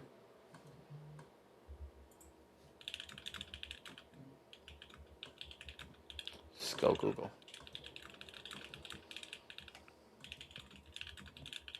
Looking to see if Google can drive above the 305s. That's a 303 recovery look, and then it starts to drive longer. Might take a scalp approach here in the eval, and I could still swing it, right? But really, I'm looking to see that my swings like all start going green, strong push. Then I can look at trying to keep adding more positions on right now, right? Because one of the things that I think happens, especially for swing traders on during an uncertainty time like this, where it's a lot of shake, is we can get too positioned into correlated plays and then seeing everything take down, right? So that's what I'm trying to avoid, and making sure that I have some non-correlated names. I have energy and I have tech names. Both of them are in the green right now. I have Oxy doing well, and I have MSFU, Microsoft leverage, right? So nice. I also have this CRGY. It's an energy trade, but most people just don't know that name. I'm pulling up Bookmap here because I'm looking for a reason to trim my options. There's some decent liquidity here. Yeah. But you know what? This is why I love the trade the pools, because I don't even have to worry about that. I got my take profits already good, and just love it. This is the stressful part, So that's why I have to have my finger on the trigger here, where it can all be automated to the levels of the chart when I'm trading shares. Definitely my preferred way to go as I get older. Google lifting here. Let's go ahead. Let's take another shot here. I'm going to go with another ad here. Boom. Just another ad there. Only ad when working, and now lift off. That's what I wanted to see immediately as I bought. Instead of quick down action here, I'm getting a nice little lift. Now I can start tightening down to the recent low and just try to see if that can hold. That's around the 304s, 22s. So then I end up being really tight here. I'm okay with getting stopped out. That's the key here. Got to be okay with it. It's approaching the 304s. Okay, now you're gonna get that little pullback. I could get like $100 loss here, but that's more than fine, right? I've made a couple $1,000 here today, so just gonna be smart. I sized in. Now I need to break out above the 305. If not, we'll get deeper time frame pullbacks to the 303. All right, yeah. So I took my 0 DT call off. I'm holding my 1 DT call, holding all of my share swings that I've been accumulating this week. There you go. So that it's just different mentalities for different expiries there, and we're pushing higher. Am I sweating? Nah, because man, this morning I was sweating a little bit. Yeah. Now I'm not. Out of that Google, it could still take off there, but I just listened to my rules there. I want to stay really tight with the profits that I've made today. It's not about just putting them all out there at risk right now, right? So I love that. We usually, I don't care, but we do have oil inventories in 5 minutes. Might matter today a little bit more than normally does. Don't think it'll be huge, but Amazon just higher. FYI, because oil is something that the world is focused on right now. So just note that if you're in, we had someone asking about what oil was looking at today. Again, normally, this is one of those things that back in the day, I actually used to take this trade a lot. I used to trade this 1030 number all the time. But it just got to the point where you have like satellites from hedge funds that are watching like how high everything's floating in the oil tanks. And so the information's been arbed out, right? Everyone knows what's going to happen. But again, because what's happening in the world might be a little bit more market moving than most. And I say too, because Mitch has got that Oxy position on, I think. Yep. So probably I got nothing, PBR could be cooking. something, but just pay attention. Oh, My thing I with agree. oil is it's so sticky. It's acting like it's going to be sticky. And when the chart's telling me this time is different, everybody is so willing and so wanting to get short on oil over 70. And I'm not seeing the same price action as previously. Nice push up higher on the SPY there, by the way. So I'm on USO on the right chart here on the hourly. If my charts are still up, sorry, I saw they were. Amazon's still pushing. So I think it's still a pennant. It's this really the big character change was the gap up through that level, and then it wicked down and held and closed the day higher, and now it's pennanting higher than the initial push. So for me, that's telling me something. And in general, the oil chart on the daily is not looking like one that I would want to fade personally. Even if it may, okay, for the day traders out there, you will get a spot. Don't get me wrong. Like it's extended. Don't buy it here, but long term, I can't say I'm bearish oil like a lot of people are up extended here. Michael, what do you think from a technical perspective? I'm curious. Commodities are weird. It's it's more so than I think the market's going to care about kind of what happens in this Middle East stuff. Oil will be super, super sensitive to it. So I think if you're trading this, you have to do so in a way that is fast. You have to be like finger on the trigger, kind of like what I was talking about with silver. As soon as silver broke and had that 30% down move, and then now it's just trading like a volatile mess, which is great for a lot of people. I think oil could do the same if they end up opening up this Strait of Hormuz thing or whatever again. Then oil could just do another crash and just go from there. But if we stay like this for a while with these tensions higher, I could definitely see. I know the positioning in oil was awful. Like everybody was shorted before this. So there could be some people caught offside that have to cover for a while. But I hate trading oil. So Yeah, what I would I hear that say a lot. is It's a frustrating one, no doubt. well, yeah, it's definitely a frustrating trade. It's a trade where you need to use longer time frames to try to take a longer term bet, right? Yeah. I think that if you did that in energy, like a multi-year outlook, yeah, it worked out for you, right? But if you were trying to trade it for like, let's say daily action, probably didn't work out for you, right? Well, this is one of those. I'm usually a proponent of trading the commodity, but in the oil space, I think I'm more a proponent of trading the stocks. Because Mitch's Oxy, for example, they're gonna make money if oil is $80 or if it's $40 or if it's $60. Like they're gonna figure out a way to make money. And same with refiners, they'll do well as well. So you can get some sort of upward drift in the equity that you don't get in the commodity. And the reason I think it's so frustrating, I've said this a bunch, it's not some sort of grand like cabal conspiracy or something, but the whole world wants oil prices stable. So everybody, from the people who consume it, like us, and the airlines and all of that, to the people who produce it, right? Wild fluctuations in prices is not good for business for anyone. So you have both sides of supply and demand working very hard. Working very hard to keep an asset price stable. So that just makes for a frustrating trading environment, right? I love that you There's no mentioned one that though, out there because who really makes a whole bunch of money by having oil appreciate too much, because even the people who pull the oil out of the ground, if it gets too high, people stop consuming it so much. So then you're pulling out too much, and right. So it's like, yeah, the whole world is kind of, again, not through backroom deals, but just through incentives, has gotten together and say it's really good if this price is like $60 a barrel and we want to keep it around there. So, with that thing happening, right, it just makes for a frustrating trading vehicle. But the equities, again, Oxy will figure out a way to make money anyway. So, I and then, love yeah, that. things like Tax talking about, I see people trading like crack spread and some things like that and doing that successfully, but just picking the direction on oil is really, really hard.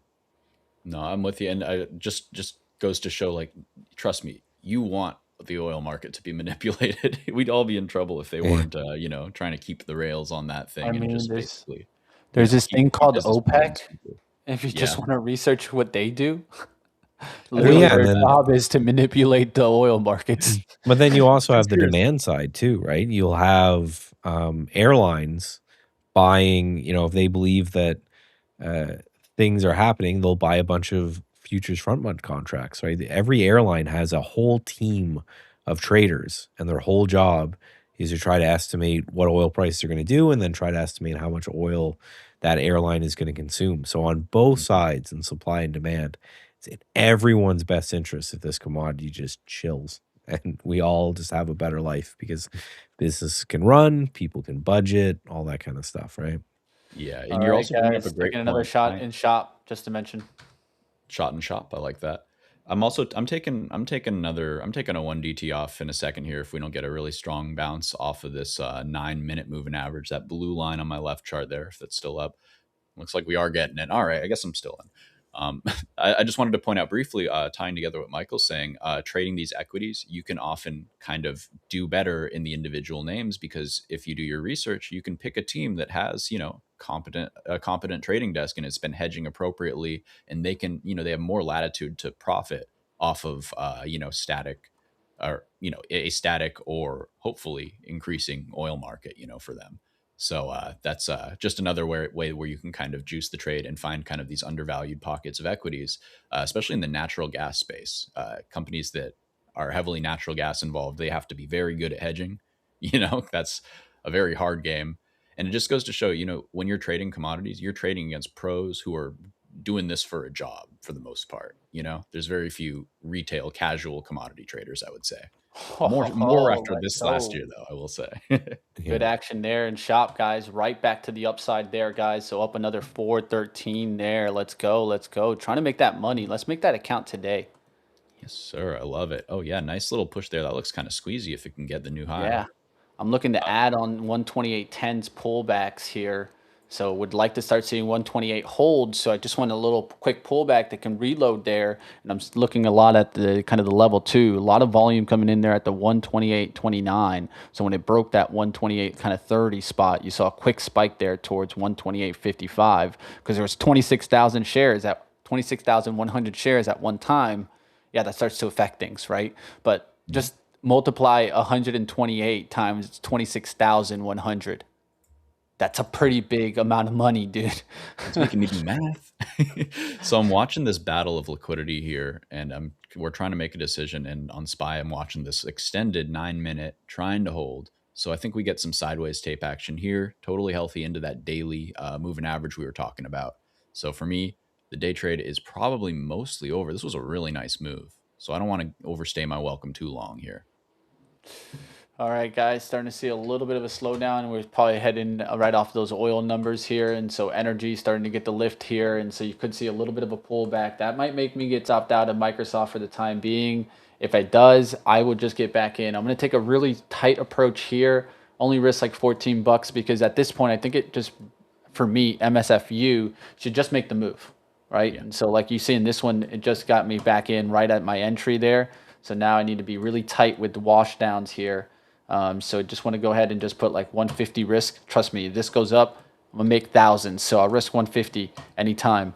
Let's see what happens there. Let's take a look at this Microsoft. I think it's important. We'll look at Microsoft itself, but at this point, I'd like it to hold like 404 pullbacks, not be back here to the 401. There I can rebuy. This should be kind of a breakaway type of trade, not allowing you to get back in, right? That's what I mean by, it should run away from us. And that's what the SPY is doing right now. I want to see that continued action. Run away from me. Don't come back to this. And Bitcoin, holy smokes. 6.6% on Bitcoin and 7.5% on Ethereum today.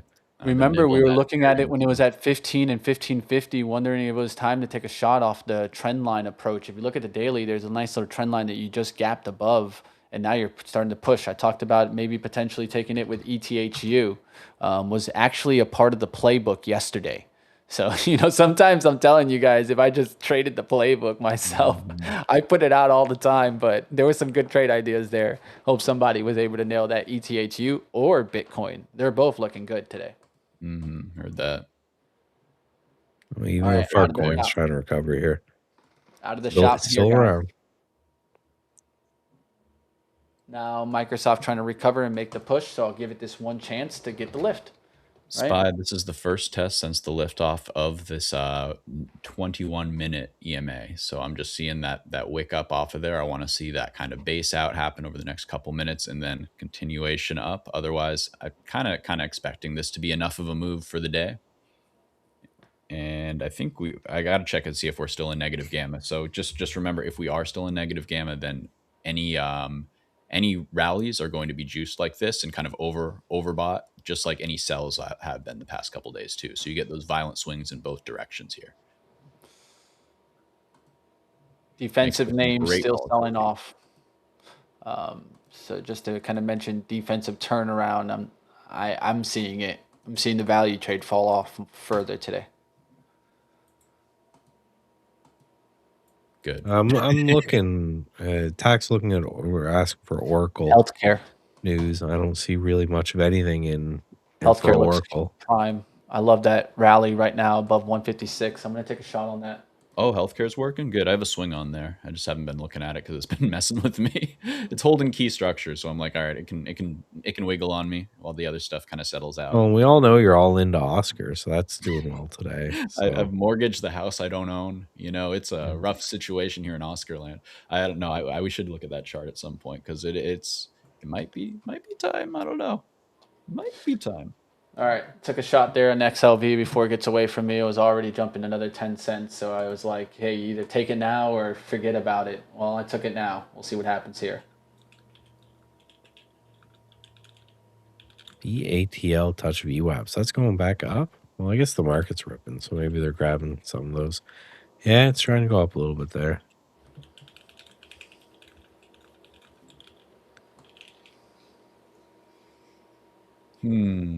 Pretty good hourly candle. I think we're cooking here.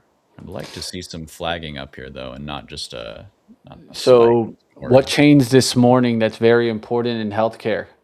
Healthcare plans leading. That can be a nice little change, right? Now you got biotechs also pushing. So your biotechs are doing really well. And one name that I'd be kind of keeping an eye on that has been doing hot, right? Kind of your VRTX. You can look to see those names on the pullback, see if they start to get the little push. Let's a couple other biotechs that have been doing well. Let's keep taking a look to see in the biotechs what's doing well there today. Yeah, BATL is trying to bounce here for those watching it, right? Trying to get above VWAP, but looking pretty.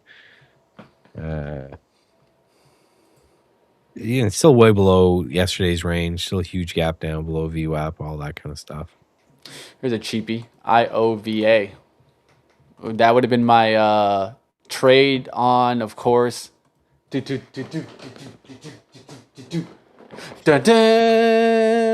dun. Who's joining us in The market yeah. madness.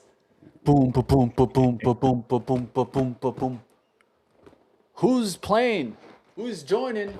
Get on the market madness. I'll be throwing up the link in the chat, guys. Of course, we have our market madness, right? Don't want to miss it, guys.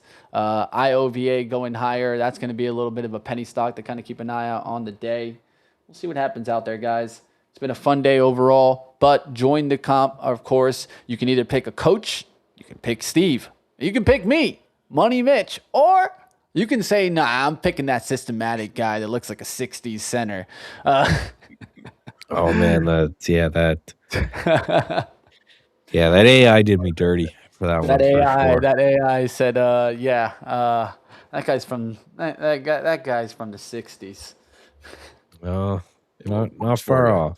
Not far off, man. My man says, man, give yourself a little credit. The beard ain't that gray. But yeah, you guys can see it here, of course. Meet the coaches. Yeah. You guys look at my. It's a brick house right there. Look at the best stash on Wall Street, baby. Oh, God. My man looking like he was definitely part of the NBA back in the 60s.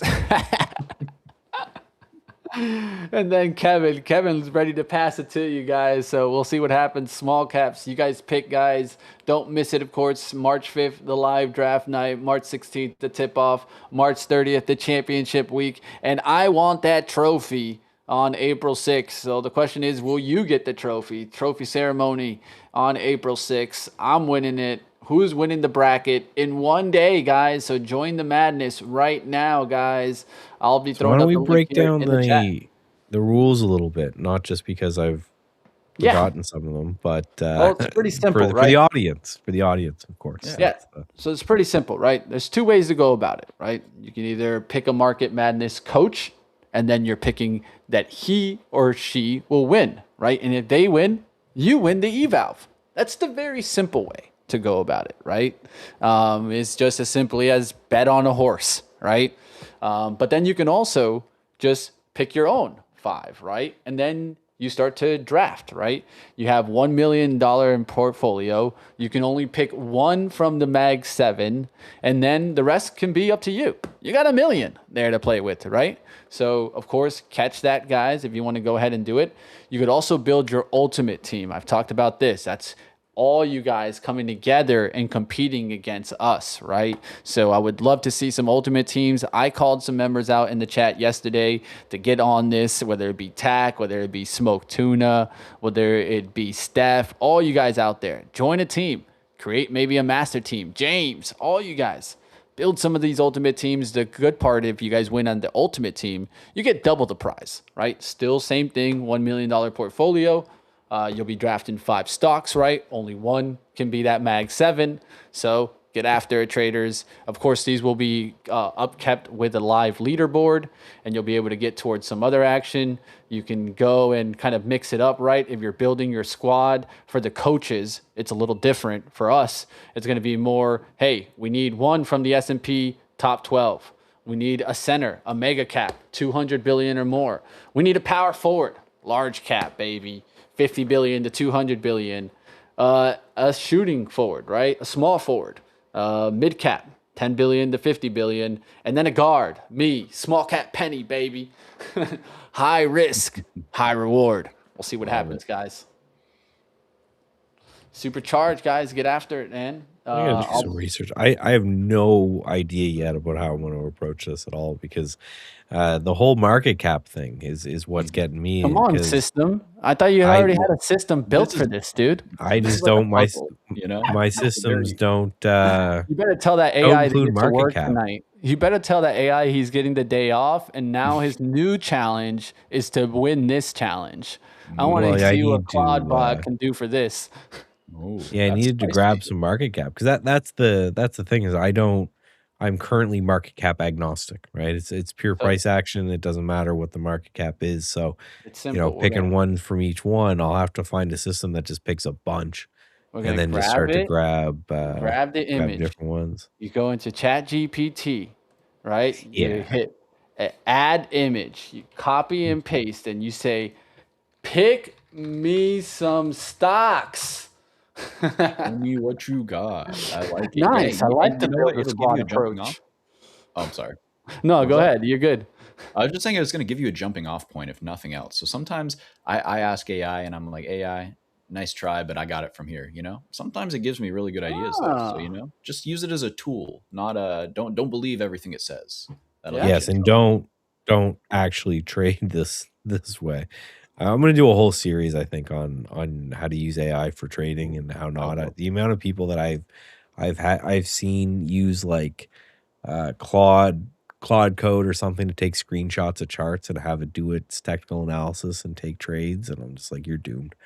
But what I may do is I may just build a system that's got pretty decent returns for 1 week out, and then upload those tickers to AI and say, okay, do the market cap calculation, because I just currently don't have market cap data because it's just not relevant to me, right? But we're playing a game, so I got to make sure I'm obeying the rules. Yeah, we'll see what happens there. And I mean, it's a good way of maybe finding stocks, right? And then doing the research, right? That's what I always say. Like, use it to find, and then you got to do your research, right? And dig deep, right? There's multiple ways to go about it, but I think this is an excellent way if you're having issues on trying to find your stocks. Well, this is a good way to kind of decipher down, get to the action, right? So let's say a starting five portfolio could be essentially here. Two names in the Mag 7. You can go Microsoft, Alphabet, Palo Alto, Cloudflare, and maybe even a SoFi. Ooh, SoFi that's would be spicy. considered into that small cap spot. Well, maybe you Hey, can also short them too, right? Yeah, as we're saying, it's probably is now. Probably wasn't a little bit ago. Yeah, Probably is give it now. a week. that's the interesting part, right? We'll see what happens. We didn't give a market cap. I think that's the real issue there for the guard. I'm going to address that tonight to see if we adjust the rules a little bit, because if not, I don't think SoFi should be considered a small cap, but I know SoFi wouldn't be too happy about that. It's just math, right? What is But it? get to the market madness, guys. Market madness, of course. You don't want to miss it, guys. We'll see what happens out there. Market madness, guys. Get to it. Then you Yeah, live. that's the Excited. the All right, beauty guys. of that, right? Is that most data source, I know TradingView just gives you the market cap, right? It's just, if not, you just got to find the shares outstanding, multiply it by the price. That's how you do market cap as well. But there's a lot of tools. Finviz will definitely give you market cap for free. So there'll be places to definitely find it. And it should be a fairly simple calculation, right? Unless it's on the edge of Yep. it. It's just shares outstanding times price. Pullback time, guys. Pullback time. That's what I'm seeing in the SPY here. I did get out of the Microsoft here. I'm just going to get out, step out. We'll look to get back in a little bit later on a 28 break, right? If it breaks the support here, I think it can go a little lower. I think Shop pulls back there. I'm seeing Amazon pull back. But what am I seeing lift a little bit? I'm seeing the healthcare trade lift a little bit. So I'm happy I took a little bit of a shot there. And we've been watching for this trade for a while, so I didn't want to miss it completely, right? I thought anything in the 156 to 157 made sense on dip buys. I'm going to take the shot there and look to see if healthcare starts to get strong. One of the things we want to see is that healthcare starts to lead and slowly tickle to the upside. In the last 5 minutes, it's leading, right? So that's all I need to see. Now I need to see it start to lead and lead the day. Healthcare plans is the key anchor that needs to lift. The other ones can start to trickle and then take off. Like, let's say your major manufacturers. You look into those names, you see Eli Lilly down right now, but what do you see? A big recovery coming in. So I might even take a shot on a Lilly, like a share or two, or an AbbVie, right? Names like that I've been already looking to get hot. And AbbVie pushing right off the 232, 233, right? There was a couple of names that you like too, I think, in this space, Michael. If you want to talk about any healthcare names you like, but I might take some Lilly right here, take a In the share or interest two. of time, Mitch, look at UNH. The daily charts consolidating nice 4 inside days from the push up through the initial 21 day there. So I think on the 1 minute there, it's even looking good with some nice volume coming in and flagging since then. That one I'm liking a lot. If that one Yeah, goes, and this is the that main looks one I've been looking at and talking about here, is just because the trade is so simple to me, right? If you can get above this what 295-ish area, right? bunch of resistance there. If we get through there, you take your shot and maybe you go in and fill some of this gap. And if not, and you have the leverage play, which is still pretty liquid, the UNHG. I've traded this before. So for this, it would be, getting through like $12 or so. You can just take it through there. And, if you fail to break that, you're wrong. It's time to go. And the risk reward on that's pretty nice. So I think that's the area that I'm watching here. And what's your level on UNH there? Is it the just 295-ish? Yeah, so just you go to the daily chart and we reverse from that. Yeah, like there's a real in the penny like cheap one here that if you guys just like speculative, because I know you get to Oscar Health, so you might like those speculative names. What about Clover here? It's in the same space. CLOV, Clover Health. This is the $2 name down in the dump, but I mean you can risk off this $2 spot. Like, I sometimes try to find these where it's like clear defined risk, but if it starts to go, I mean, you get to $3. Let's say a 6% risk. There's nothing wrong with 6% risk if you can get it to $3, right? Yeah, no, 46% gain, right? So this is one of those Chamath scams, isn't it? Yeah, Clover, if I remember it. Nope, Clover Health. Yeah, it's just simple shot. Doesn't like if you look at it on a percentage basis, it's a lot, but doesn't really move even as much as like a UNHG. So I'm looking at it, I'm just wondering if there's much juice. Now I know, it's you could make 10-20% on it, but you'd probably be risking 20-30% on it as well, right? So I don't know if that makes it just a little bit more complicated. I like Humana also, and Signa Group. Signa Group looks interesting. That's CI. I might Signa's take a day trade on that. Yeah, it's an interesting one. MOH, another one to keep an eye on. That one's been stronger lately. Yeah, Molina. Yeah, and it's all going to be based on how much exposure they have to that, the part of the healthcare plan that's still in flux there. Those, what do you call it, ACA? I'm always blanking on this is going to be one of those where I'm going to make money, but it's not going to reward me because I didn't look at the 1 minute volume there in CI. It's just taken off, but I got to just close it because it's going to be one of those where you get upset because you made money kind of thing. Let me just get out. That just means get out immediately. So I just got out. I still kind of made a little bit of money there, but there's not enough volume there for me to play the 5% rule. I did take 2 shares of Lily though in the swing. Two measly little shares. Big baller. Well, that's a good position size right there. You can make a lot of money off those 2 shares. That's a really nice pop. I gotta get after it, man. Accumulation volume that off. Oh yeah, the 1,000 level. It will not exactly, my friend. Listen, Crow. I've been watching this today. I haven't said anything because it just looks so great on MindMed or whatever the hell their name is now. But we have a rule around here, man. Every time you bring this up, it tanks later in the day. So, I'll be hacking the internets and coming for you if that happens again. But no, it looks great, right? It came up to this like $17.50 area in early January, and then it's just been chopping sideways and a little bit of a gap up today. Came in, tried to fill the gap, and now it's looking good. Again, this is one of those you wake up with, I think it's $60. We wake up one day and this is $60.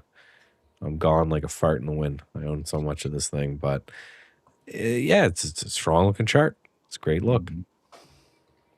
Spy here having a little bit of trouble. That's a big red stick after trying to catch the 50-minute. So I'm thinking it might be due for a VWAP test and a previous morning high test at this rate. Look for a continued run in tonight's earnings play, Broadcom. And I think that's another reason why I was looking at tech coming into play. We got some big earnings coming in tonight. Broadcom, you'll also get Marvell tomorrow. So look for Marvell to maybe get a lift off of the 80 spot there. So that could be a day trade within itself right now, guys. It's 10:53. I might take one more shot there. Marvell might be the name here. As let's see if MRVU has enough volume. No, it doesn't have enough volume. That would be the kind of swing. But seeing more lift in that AVG also, pretty good swings on there, guys. I wanted to take a shot off 233s, but I need some type of pullback here in AVG. It's one of my favorite charts in healthcare, though. The weekly just looks prime. Prime. I love it. Yeah, and Speaking then of there's prime, also an there's the interesting king, side right? effect. We Sorry. talked a lot about healthcare, and we didn't bring up the king. Oh. Well, with Eli Lilly, this thing's just been like, I love this long term chart, and the $1,000 area is going to be important. It's going to be a big deal, right? So it's I think you could buy here, maybe risk off 1,000 Yeah. roughly, right? Not the exact print. That's an interesting, right? We're at support. And if XLV is going to move higher, you're going to need to see, one of the largest components move with it as well. Yeah, no, I'm with you. I think someone smart in here said something about that 1,000 level. What are you, chopped liver, Mitch? I remember the call. It's a good level. I like it. So I'm seeing this shake and bake on SPY. This negative gamma price action so wild where you get those big shock red candles and then they get eaten up like this. So I wonder if bulls still have the foot on the gas here and we can see a trend day higher to that 687. That's where I'd really like Oh to yeah, see this is definitely like large buyers, right? Anytime you see just a huge gap down, and it's what we talked about earlier, right? 2 days in a row of significant overnight bearishness and gap downs just getting bought off the open. That's the big guys coming in and rubbing their hands and saying, "Oh, you dropped the market 3%, the IWM's down 3.5%. I want it." Yeah. That's the exact price action you want to see. There's two, the market goes on sale. There's two things that can happen. One is people go, "Oh no, I'm scared. I'm going to run for the door," and then the other thing is, great, I got a good sale, and they go in and they YOLO in. So we're starting to see the YOLO for sure. Oh yeah, I think so too. And you're like I said, the tech names come in tonight. If for any reason there's a big liftoff in tech reports, we could be coming back tomorrow and being like, "Oh, we should have all been in technology." Well, I'll take the shot at least to see what happens. And I think it was an interesting one to look into for this week. It was hard to keep the mentality on, but I think what was important to me yesterday was Mag's close. Michael Noss, of course, talked about that early in the open. It was important that Mag's close was important, right? It wasn't the open that was important. It was the close that was important. Now you have the clear defined levels to risk off of. That's all we needed for the big boys, for institutions to be like, okay, you're giving me an opening here, right? So took a shot there in Marvell. It's, We'll see what happens. they for just the way the SPY is made up, it's 30% this, right? So if this chart is going to move higher, and you can see how the SPY held on amazingly, considering, right? If you look at the SPY, and then you just compare that to Mags, it held on amazingly, even with the Mag 7 selling. That, it's this, if this can, like we talked about with the anchor, if this can reverse and the SPY held on great when this was selling off, that's the kind of missing piece we need to lift the markets and potentially hit those new all-time highs. Gonna have to hit up my man Jay Woods and be like, we finally got the XLV breakout. It's time to go on CNBC. I hope you're right. Don't jinx my play though, Mitch. I got XLV. I got a call cooking, and I got some pure shares that I've been swinging. Yeah, I like the weekly too. Look at the weekly, how you get that undercut through the 156 level. Yes, I've been Mitch, talking I love about when they it. shake them out like this. I love it. Yeah, I'm all yeah. about it. That's why I was like, yo, that was an important day yesterday with a nice little like cross candle, right? So that body essentially is around the 156.62 that we recovered today. I would love to just see 156.50s hold from here on, right? Like, and not even test back into below 156. That'll be the watch there for me. We'll see what happens out there. Traders, stay safe out there. Oh, MSFU now getting the alert to get back in the trade. I will get back in the trade. I'm not going to get like too, caught up into it. I'm just going to say, okay, that was my alert. Well, now it's time to get in. Let's go. We're in MSFU. We're looking for another break in tech. It's held those lows plenty of times today. So I will take a little starter here and look to see if MSFU starts to get the lift. Excellent surge on SPY here. I just want to throw this in the mix. We're trading into a big bookmap level. This, just that resting liquidity on the tape that I'm watching here at the 6882 to 6885 level. We're trading at 6880 right now. So I'd love to see a surge through this, a new high of day in that 6,900 handle tap. That'd be right around the 21-day moving average, and that's where I'd like to exit my 1 DTE calls rather gracefully and wait for a little bit of a pullback to get in for some weeklies or something. Michael's going to turning like this bullish. one here. Turning Michael's bullish. going to like this one. I'm going with DPST here. Ooh, That's a I like leverage. these regional banks. Small banks.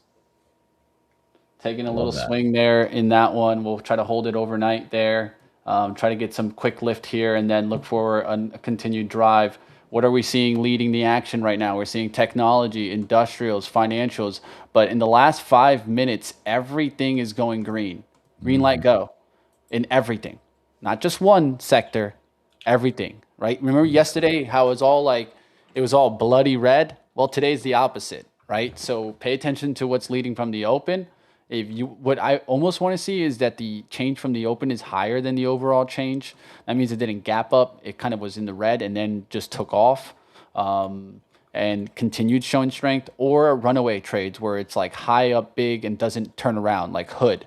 Hood hasn't broken VWAP all day today, right? Yeah. So that's a good And sign. that's, couldn't agree more there, right? We talked about this in the morning that the opens have been very different from the close so far this week. So there's a world in which the open, which was higher, we sell off into it. And that's just the one thing I don't want to see. I'd be fine with a flat day. I'd be fine for us pulling back and even just going even on the day.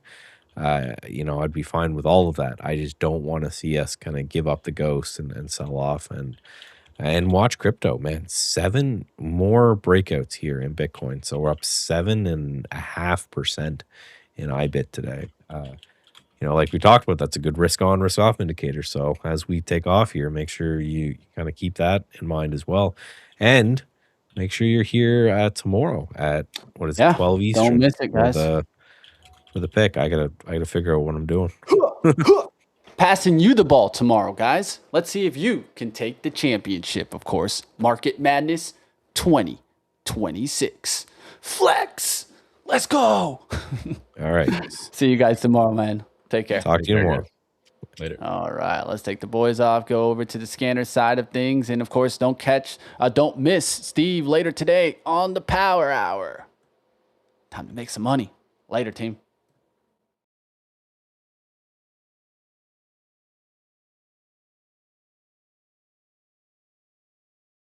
Just give me 1 second, guys. Just trying to get the scanners up in just a second here. Let me see what I can do here. Let me see if this can work here.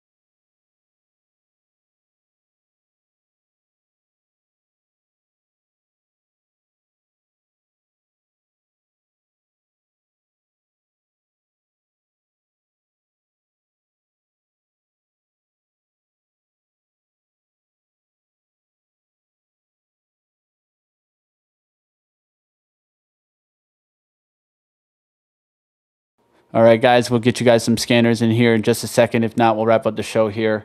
Just want to tell you guys at least the Marvell trade doing well there. Looking to see that Oxy and some of my swings continue in the green. Added to Lily, and we'll see what happens in some other action. But opened up definitely some positions today. We'll see what happens. Like always, guys, keep trading now to get you guys over All right, guys, looks like I am not seeing anything on the scanner side of things, so we'll wrap it up, guys, right here. You guys, of course, will catch the power hour later today, but no scanners available to here, so time to wrap it up, guys. Get over to the Discord side of things. You guys want to keep the party going and keep it alive. Like always, that's where you want to be if you want to continue trading right here. All right, guys, I got to hop. So I will see you guys back tomorrow. And don't forget, sign up for the Market Madness 2026.